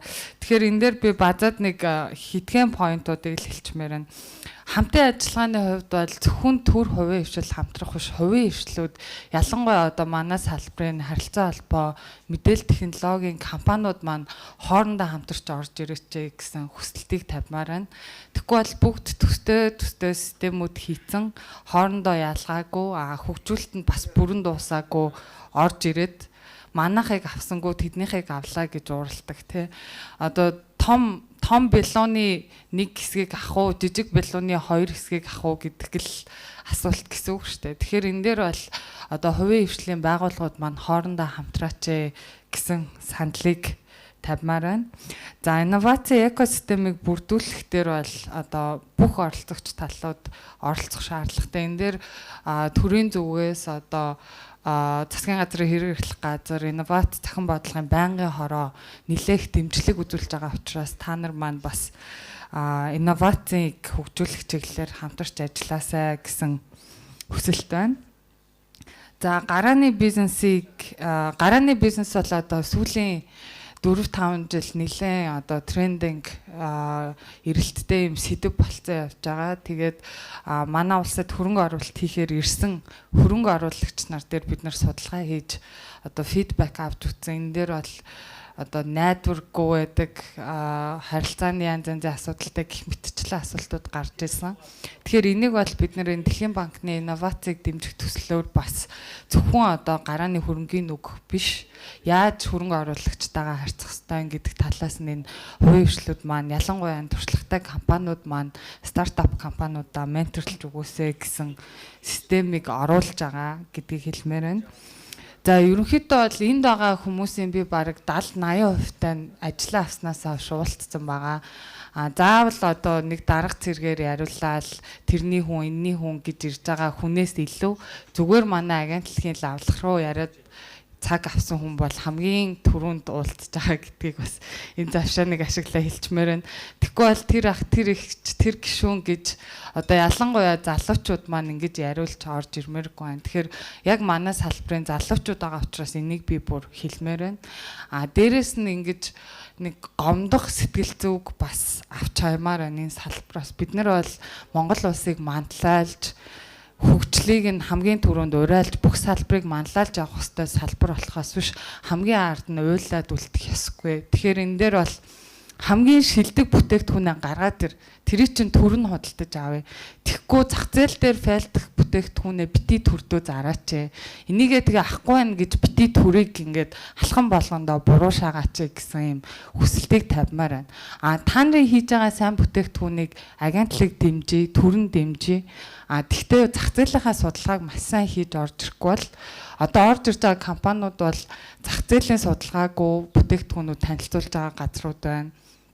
Олон улсын туршлагаар файлтсан бүтээгдэхүүн 5 жилийн өмнө хийцэн одоо дарган солигдохоор авах нь үгүй юу гэж орж ирж байгаа ч хүмүүс байна тий. Тэгэхээр энэ салбарын яг оролцогч талууд бол маш цөөхөн. Тэгэхээр энэ нь одоо нэг ажлыг давхурдаж хийх биш олон ажлуудыг хуваарлж хийж хэдүүлээ хамтдаа дараагийн алхмыг хийх ёстой гэж харж байна. Тэгээ агентлагийн зүгээс бол одоо залуу хүн байна. Над дээр ямар нэгэн одоо асуудал байхгүй. Би миний хаалга бүх хүнд нээлттэй байгаа. Миний хаалга нэгдээ зогсохгүй одоо хэрэгтэй бол их хурл руу, засгийн газар руу, гадны одоо байгууллагууд руу ч гэсэн одоо олон компаниг орж ирснээсээ хойш танилцуулж зуучилж өгч байгаа. Тэгэхээр энэ дээр бол ийм хамтын ажиллагаатай эвтэй найртай хэдүүлээ цаашдынхаа одоо ажлуудыг хамтарч хийя гэсэн үгээр тусгамаар байна. Тэгээ баярлалаа.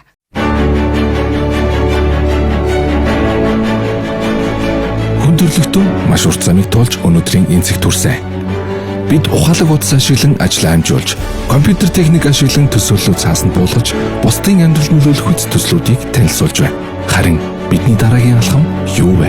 Харилцаа холбоо мэдээллийн технологийн эрен үед бид өөрийгөө, хүүхдүүдэд, гэр бүлээ, улс орон эдийн засгаа хөгжүүлэхэд энэ бүгдийг зөв зохистойгоор ашиглаж, их дэлхийг нэгэн сайхан газар хിവэрүүлдэхэд орших буй за.